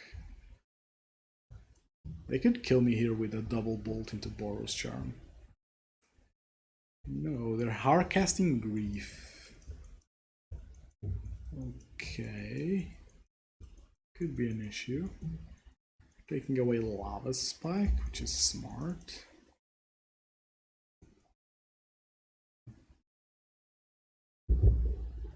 Am I... Huh. I'm gonna do 2 turns like this.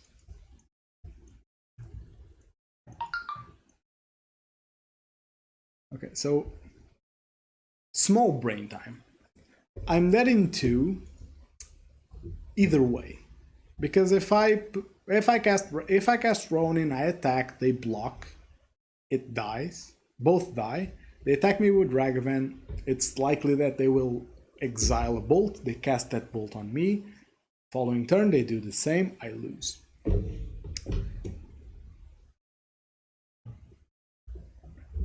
If I don't kill this, same thing happens. It's very unlikely that they... Well, I don't think they have a lightning bolt in here, or else they would have used it in earlier turns.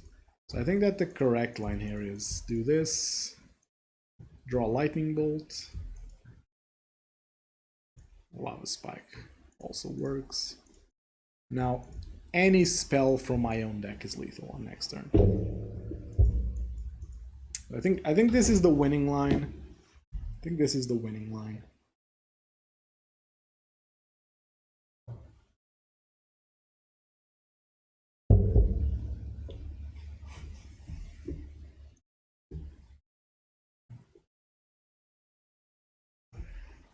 Can we get it though?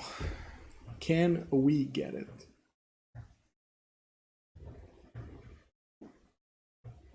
Seasoned Pyromancer is great for us.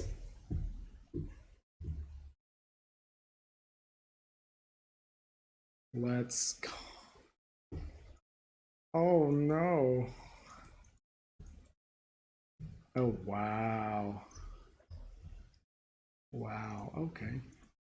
Yeah, we just lose that. It's kind of fine. I don't love it though. I think Vortex is something that I really need. Vortex is something that I really need. I think Skullcrack is very cuttable. Although Helix has and Riftbolt too. But I think Skullcrack has enough downsides to justify. Just yeah, it's a Rakdos mid-range deck. I read about it the other day that people are playing Rakdos with Grief and Fury. Um, just trying to abuse Just trying to abuse the free triggers, the free elementals that exist in current modern.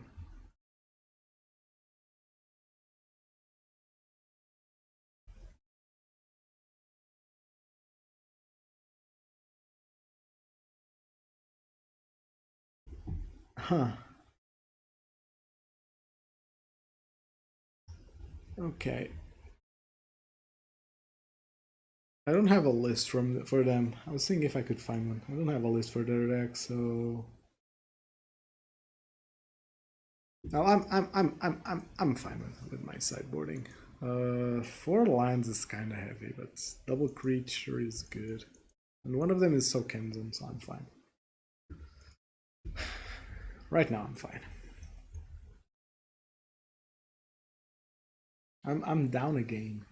Yeah, that's upsetting because game 3 is gonna be on the draw. On the draw. Games on the draw against discard decks are always annoying. I'm leading on a basic mountain.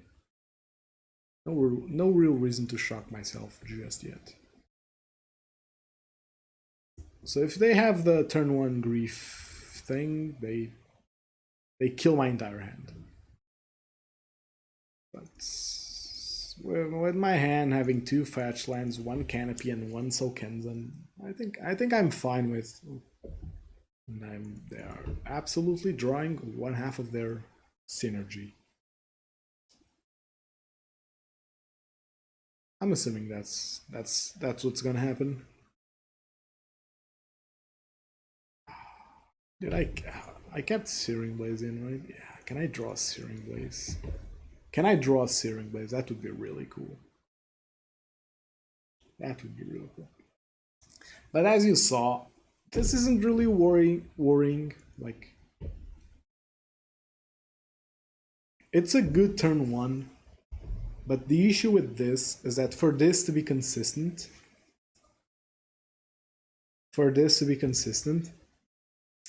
they have to fill their deck with a lot of garbage. Like these type of effects just aren't good. They have existed for all eternity, and they've never really been played because on their own, they're just not good. Can I draw a Searing Blaze here? Well. Apparently not. Well, I guess I'm top decking. I'd like to say it's fine, but it's really not. This whole grief thing is good against burn because you like burn is a 5 lancer spells a perfect ratio. I don't know where you're getting 3 spells from. I count 1. I count 1 spell cast from my side. Maybe I should have played a Sunbaked Canyon there to crack it. Yeah, maybe that was naive of me. Oh. Hello there. I can't really block them, so... Mama used to say, if you're not blocking, you should be attacking. Of course, that wasn't related to Magic, but... I like to think the message is applicable to more things than real life. So they're not blocking. So my dream is that they try and cast a grief here. That would be funny. Yeah, sure, it would be a win off of a massive misplay. Maybe they're illiterate, but I always see that as a funny happenstance. Sure.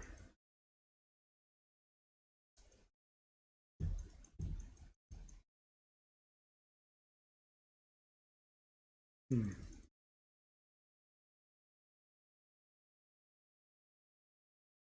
God damn it. Do I want... Do I want to crack this, see if I draw anything good? Dolphy can't block. Oh, I can only back things. Yeah, Guide can't block either, so it's fine. Now Guide can block.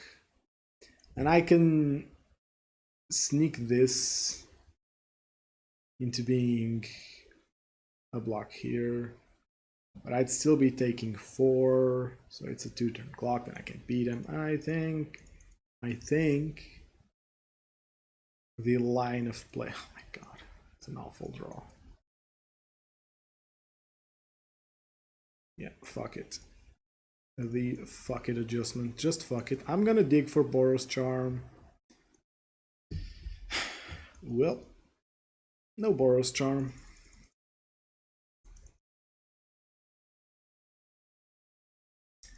I'm dead to a removal. I just flooded way too much. It's the reality of the situation. I'm counting 7 lands. Counting 7 lands drawn. Which, against a turn 1 grief, a turn 1 double grief is the death of me. I'm not gonna put too much weight on this specific game. I think this one, I hate saying this on a regular basis, but I do think that this one wasn't on me.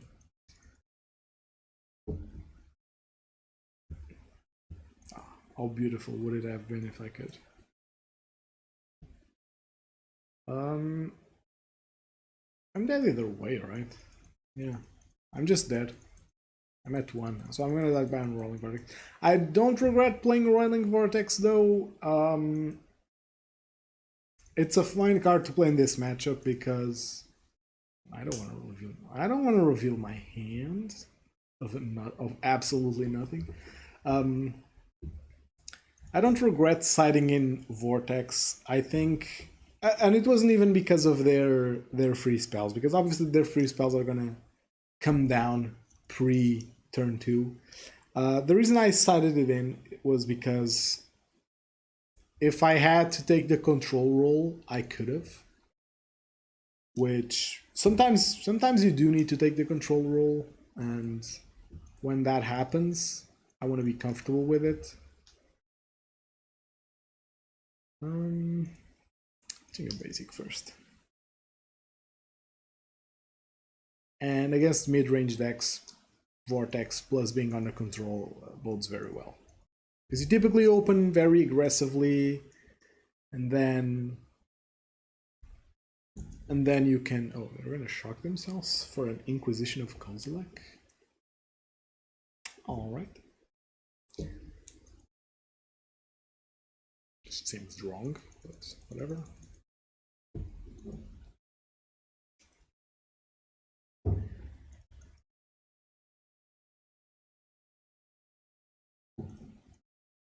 I'm gonna do it. Spend 2 Rift Bolts on attack. I had a very funny moment at the Friday Night Magic at the local game store that I usually go to. It was a game against Yorion Taxes, and I think I led on Ronin. Then turn 2, I had to Searing Blaze something, I think. Or I think, I had to bolt a Thalia for two mana. Then turn 3, I drew my third. Rift Bolt. So I just go, all right, play lands, spend 3 Rift Bolts and go. And my opponent was just like, holy shit.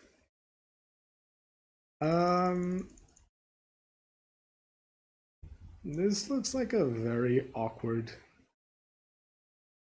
play from my opponents. In what world am I not killing that shadow? I don't know. I guess... Okay, this is... He's not dead yet, but he's close. Yes, maybe he could have had Street Wraith there. He could have had Street Wraith there, which would have been. Okay, actually, they're at 6. My spells are both. I'm gonna Helix now, because this life might be relevant, whereas the extra damage from Burst Charm probably isn't gonna be. I don't think they can gain 1 life in any situation.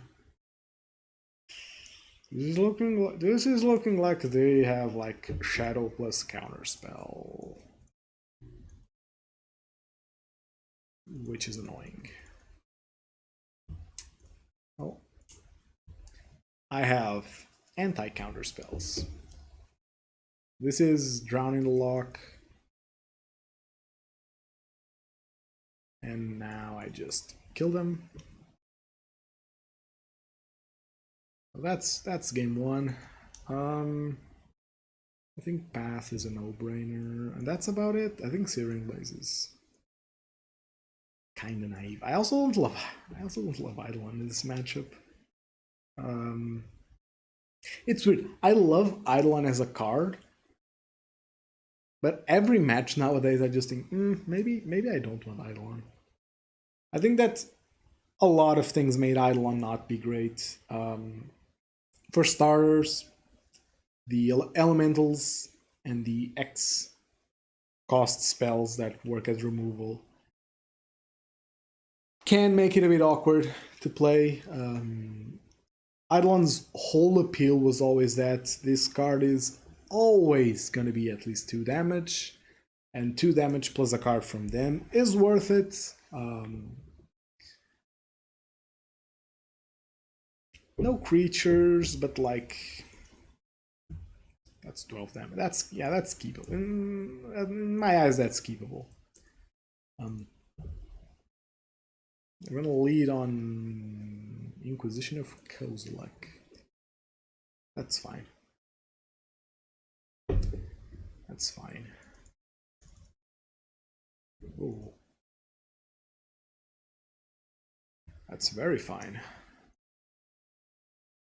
Okay.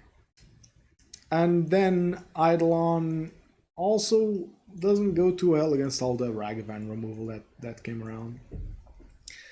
So Modern and the Modern player base it's a very weird system. Prowess was the best deck of the format for quite a while, namely Izzet Prowess. There were talks of banning Lava Dart, and then when Shadow joined the party, there were talks about banning Monastery Swift Spear. And then Ragavan got printed and people were like, oh my god, Ragavan's so good, we have to run removal. And those decks, and at least Prowess, just stopped existing. Because apparently, when people run removal, a deck that only really works if they have creatures on the board stops working as well. To me, it always hit me as odd that decks weren't adapting to Prowess by playing removal. And I think that the Ragavan hype made people realize that they needed to play removal, even though, in my very honest opinion, a turn 1 Swift Spear from Prowess scares me more than a turn 1 Ragavan from any deck. Any mid-range deck pales in comparison. In my opinion, any mid-range deck, any mid-ranges deck, sentences are hard to get out. Oh yeah, Exile the Land, cool. Any mid-range deck that leads on Ragavan is much less threatening than... Oh, that's annoying. Oh, I have 2 here, okay.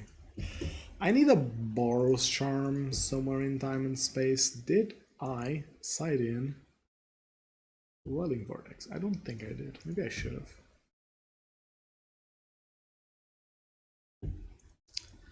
Alrighty then. My 6th land. My 7th land. Let's go. My 8th land, because this was also in the top of my deck. It comes to a point where maybe I should only play like 4 lands. I'm obviously gonna draw them. I just can't keep 1-landers, because I could play 60 lands, keep a 1-lander, and not draw an extra land. And this has been the case ever since I started playing Magic Online. And I know I sound like a bit of a conspiracy Carlos, but I mean, am I crazy to think that maybe Magic Online's shuffler system isn't the most transparently not random? That sentence really got away from me. Because I think that if it came out that Magic Online's shuffler is just not a good randomizer, I'd have no problems believing it. Because that's always happened to me. Shit like you burning face. Right now, yes, but my own. I'm flooding, and I'm not healthy. I'm at 7. So I'm dead in 2. I'm officially dead in 2. I'm dead in 1. Nice. Yeah, I'm dead next turn, so I need Lightning Helix here. Path is not amazing.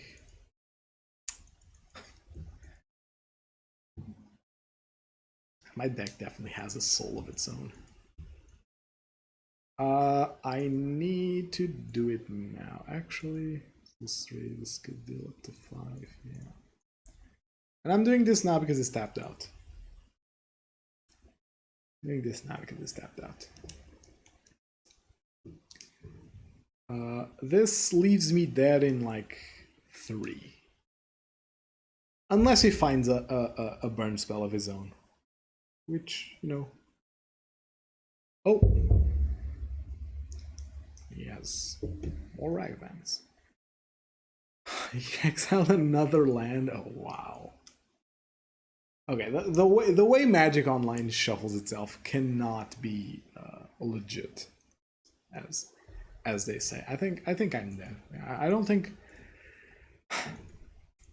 I don't think there's a single card that does it. Maybe Searing Blaze. Yeah, if I draw Searing Blaze into Bolt, I can do it. I need to draw Searing Blaze. Well, let's count them. Okay, now I'm salty. Let's count them. So this is 1, 2, 3, 4, 5, 6, 7, 8, 9. I drew almost half my lands from the first third of my deck. Actually more, because I have fetches there. Okay, that's just ridiculous. That's just ridiculous. Do I want Searing Blaze? I didn't have Searing Blaze, so maybe that's part of the problem. Do I want Searing Blaze, though? Or do I want Vortex? Do I want Searing Blaze? Do I want Vortex?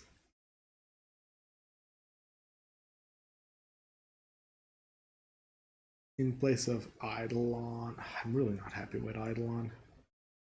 Card's been failing me a lot today. Wow. A good hand? I must be dreaming. I'm gonna shock myself to preserve my ability to bluff, which I think is very important. I think that's a skill that's very relevant in Burn. At least in Burn it is. I'm assuming it's relevant in other decks. Maybe even more so, actually. Mystical Dispute, what's that? That's a 3-mana counter.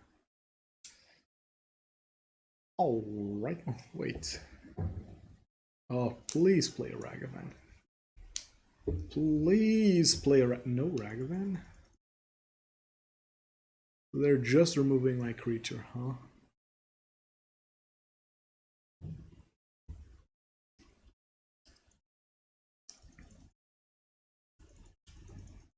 Are they just removing my creature? Yes, they are. Drawing a Veth's Shadow. Oh. Okay, so I don't really have any advantage in playing the land there. Maybe I do. Maybe I do. Maybe this path is going to be needed here. Or rather, I don't lose anything by... Am I pathing that? Am I pathing that Ragavan? No, I'm not. I'm not pathing that Ragavan. I need path to deal with. Oh. Okay.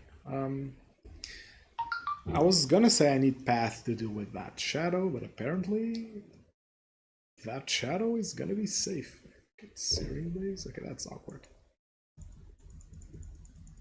That's just awkward. Why wouldn't you take away path? Feels like... Why would you... Okay, okay. Why would you... Maybe he has another. I'm gonna guess he has another. Sure. I'm gonna guess he has another... He has another discard spell. And he's gonna cast it here. Before he plays that shadow.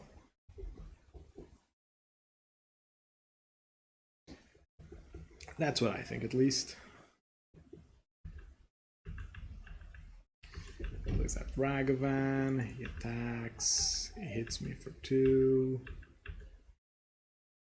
He exiles my 6th land. And he now does something. He shocks himself. And he plays that shadow.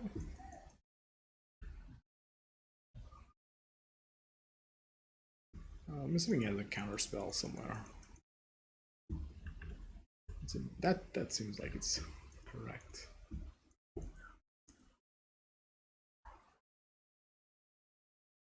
Okay, so what I'm gonna do here is called the pro gamer move.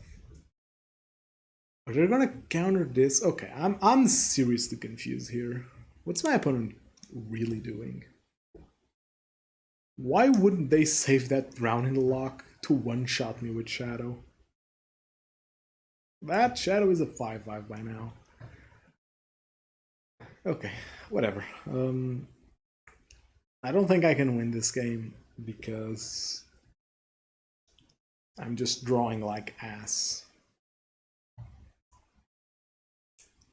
And I don't think that's arguable here. Is this gonna bolt me? Instead of playing a shadow. Wow. So he had protection. He had protection for shadow, and he's choosing to play the slow game. Okay.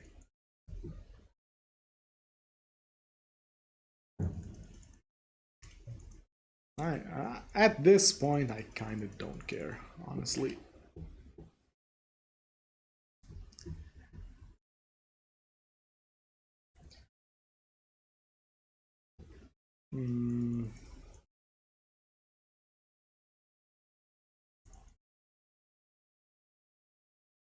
Okay, why isn't he doing stuff?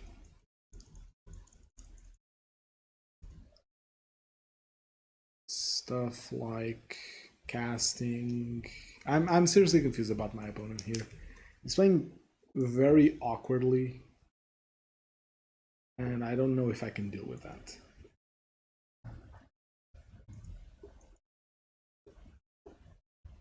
think he's setting up lethal for next turn.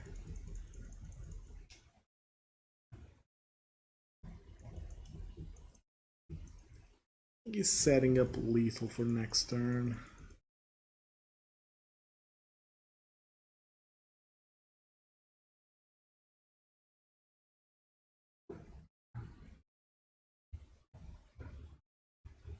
I'm a fan of Path in this. Wait, what? In this list? Or in this matchup? Matchup? I mean, they're a shadow deck. It's a surefire way of surviving another turn.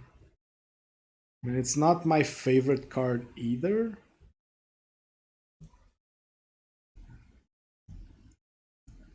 But I think it's a necessary evil. I think Path coming in any matchup is a necessary evil.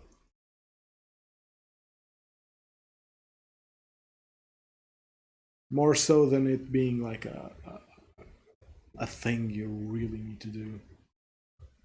It's not like a Skullcrack against a life gain deck.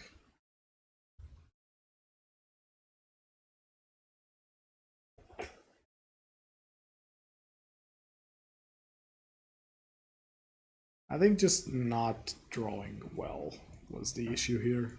Does he have another? Oh, it just says Ragavan.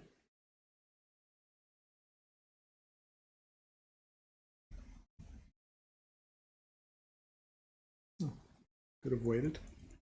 I'm gonna be pissed if I draw. Okay. I was gonna say, I'm gonna be pissed if I draw Searing Blaze. It's the 7th land of the game. Yeah, I can't beat the shuffler. Ah, oh, so close. I can't beat the shuffler.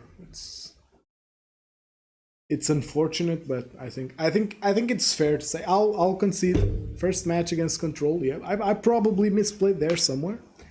I mean, I think it's fair to say that, and I can review the game at some point in time to see where I misplayed. What was this? I got pounded by something. Oh, the Grief game. Grief also kind of flooded a bit harder, right? I think this was an unfortunate chain of events. I'm hoping to redeem the last game. But I will say, not happy with Eidolon. Eidolon's gonna get cut from the main board, for sure. And I don't think it's even gonna go in the side. I'm just really disappointed with the card, if I'm being honest. And yeah, that's about it. I think Eidolon hurt me a lot today. There were a lot of situations where the card just wasn't good. And more so than that, because sure, cards have their ups and downs. If you have a string of matchups that a card is bad against, you'll feel down on the card. But that wasn't even the case. I played against, like, today's games were all up against decks where Eidolon should be good, like mid-range and Control. And the only matchup that Eidolon was okay against was against a matchup that it shouldn't have been, because it's a deck that fills up the board very quickly, and also against an opponent that kind of played poorly. I mean, I have to say it, they did play poorly. Oh, more discard. It gets old way too fast. Way too fast. They take Boros Charm. They take Lava Spike. What? I guess it doesn't matter when you draw well. Doesn't matter, drew well.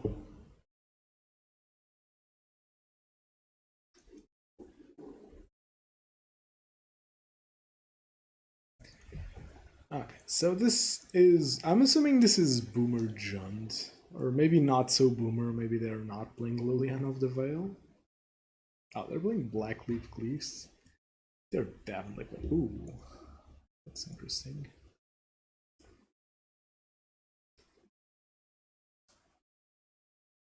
Are they gonna follow this up with a Liliana though?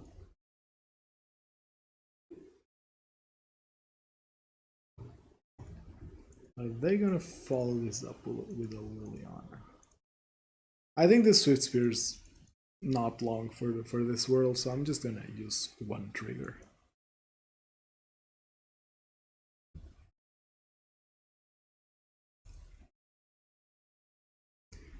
Just gonna attack here. Put him down to 10 is fine. Like, I have to assume that they'll eventually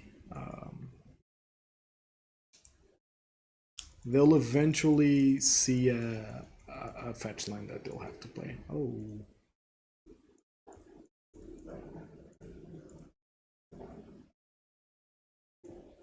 This is one of those kind of awkward situations where I can't play that land. But it's fine, honestly. It's fine. Oh, that's actually troublesome. Oh, okay. That's troublesome because I'm one spell short, but they kind of did me a favor. Because I was one spell short, and that Thoughtseize being essentially 2 free damage makes me... It gives me the ability to draw lethal here. Oh no, that's not lethal. I have to play it. Liliana is just gonna discard it. Okay. I think I'm in a good position. My opponent's top decking right now. So am I, but my top decks are typically better. A single top deck of mine, like most top decks of mine win the game, most of his don't.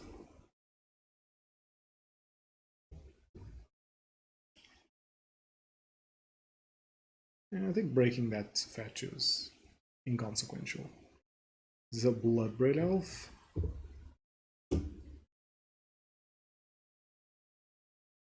Oh, Crocs is actually a problem. Crocs is a good card. Can I draw lethal, please, for once? Oh, God. This deals damage even if... yeah, that damage is always gonna happen. Funnily enough, if you swap Sokenzan with that Bloodstained Mire, I win. Because Sokenzan makes 2 creatures and they attack. But, alas. Oh. For a minute I thought it was Scavenging Ooze. Scavenging Ooze does not put my opponent away from lethal range. Now I'm kind of stuck on having to draw. Ooh. I think I can't crack this fetch. Going down to 3 sounds dangerous. Oh, they have K command. Yeah, okay. Okay. Again, I mean, I don't know what to say, honestly. I want this. No, on the play, maybe.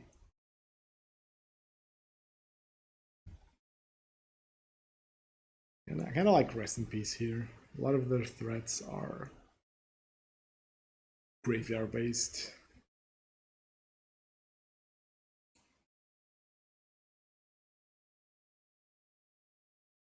I'm gonna do it like this. I'm fine with this. I mean, I hate going through that angle, but all my matchups against this card have felt terrible. Because I just draw way too many lands. Is that unfair? Is that unfair for me to say? I don't want to be a crybaby about this, so I'm avoiding being like actual properly salty. I kind of hated when content creators do that, especially the ones that are doing this like as a proper thing. I hate it when they just go on a salty rampage of, oh my god, my opponent is drawing. Ooh. My opponent is drawing perfect. I have to take this, so hold on a minute.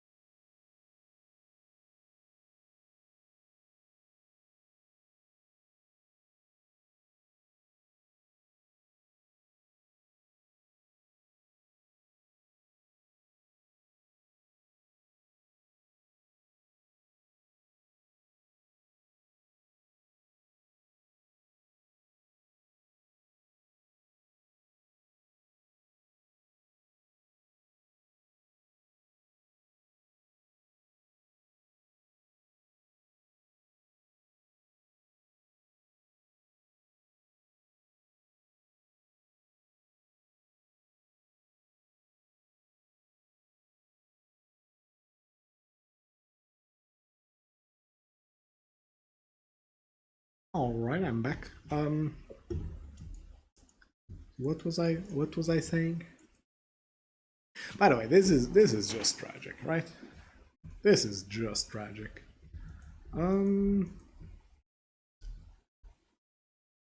they beat me though? I think I'm supposed to raise here, right? Because I can kill them next turn. Because I can kill them next turn, I'm gonna go for it. I'm not gonna respect the life gain. I don't think I'm in a position to respect the life gain here. Because if they play Liliana... Well, I guess holding that skewer is fine. Maybe not. If they play like double discard, could be screwed. I live through this turn, which is what matters.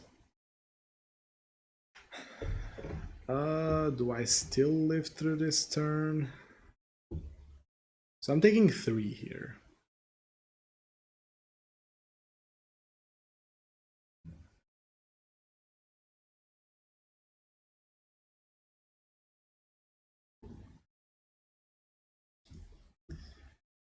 I mean, yeah, in no way can I win this if I don't shoot that away. So what needs to happen here is that Ragavan needs to hit a blank. That's a blank. They could have Bolt. I die to Bolt, but I die to Bolt a lot of times. Yep.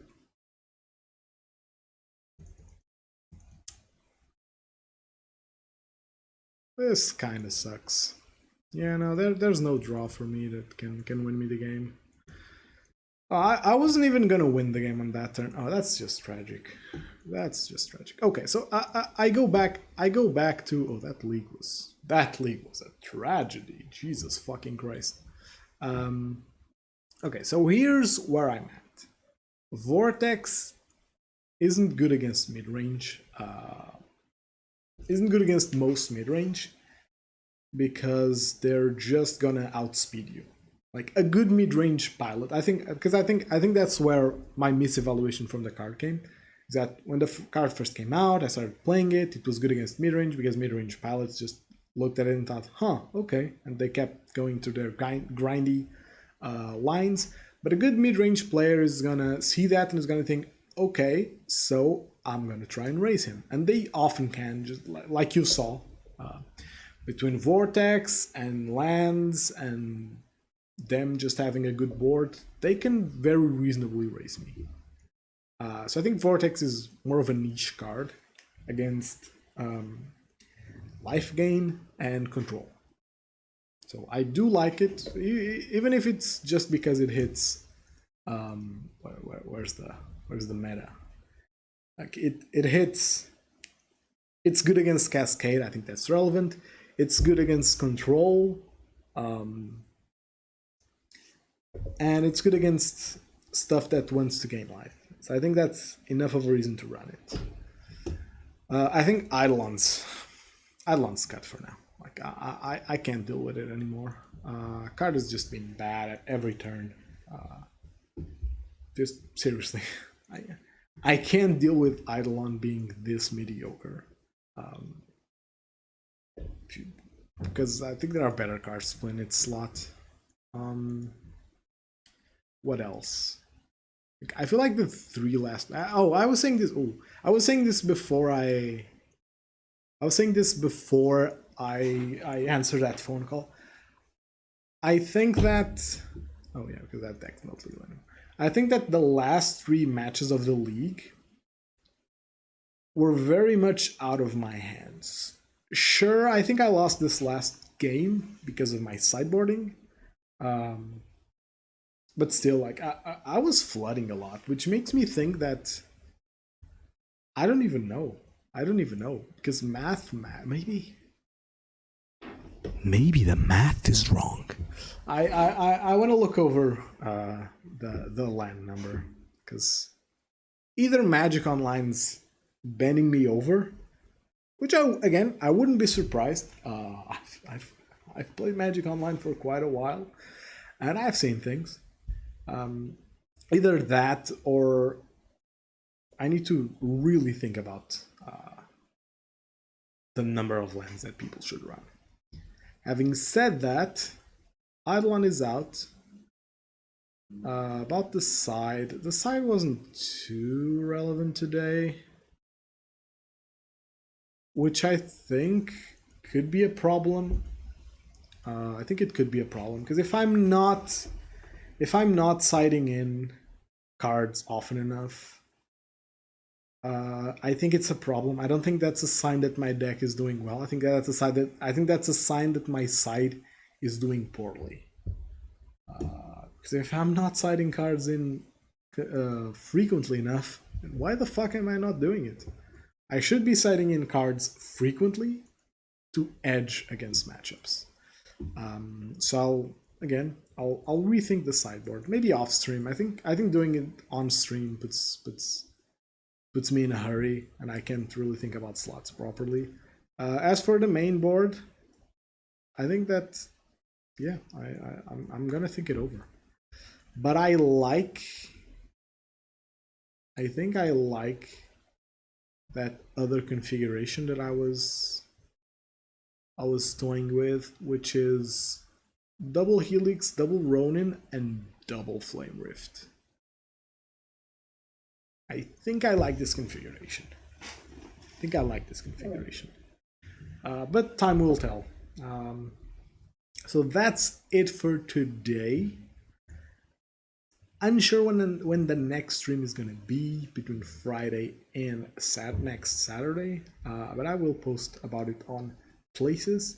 Ended up not playing, ended up not talking about the blue-white list that I had thoughts about that list and a subsequent article that someone wrote about that list, but I'll cover it next time. It's timeless enough that I think it's still relevant next week. Anyway, thank you for watching. Sorry if I got a bit too salty in the last matches, but I think it's understandable. I think any Burn player can get that feeling of like, oh, this is the third game in a row that I'm drawing too many lands. Well, fuck this. Even sure, I'll admit it. It's highly likely that I made some mistakes in those three matchups. I think there were definitely games where I couldn't have affected the outcome as a player, but I think that it's reasonable that I could have maybe built my side a little different, because maybe I misevaluated the meta, or maybe I could have, because that's the thing, it's hard to evaluate the meta from Goldfish, or maybe I could have sided just differently with the cards that I had available. I think Vortex left me I think Vortex was played very wrongly today by me. I think I put it in matchups that it maybe shouldn't have come in. Maybe I'm mis-evaluating how I should be playing those said matchups. But either way, all in good fun. I hope you enjoyed the stream. I'm planning on streaming next week. Join the Discord if you want to talk burn. And that's it. See you next time.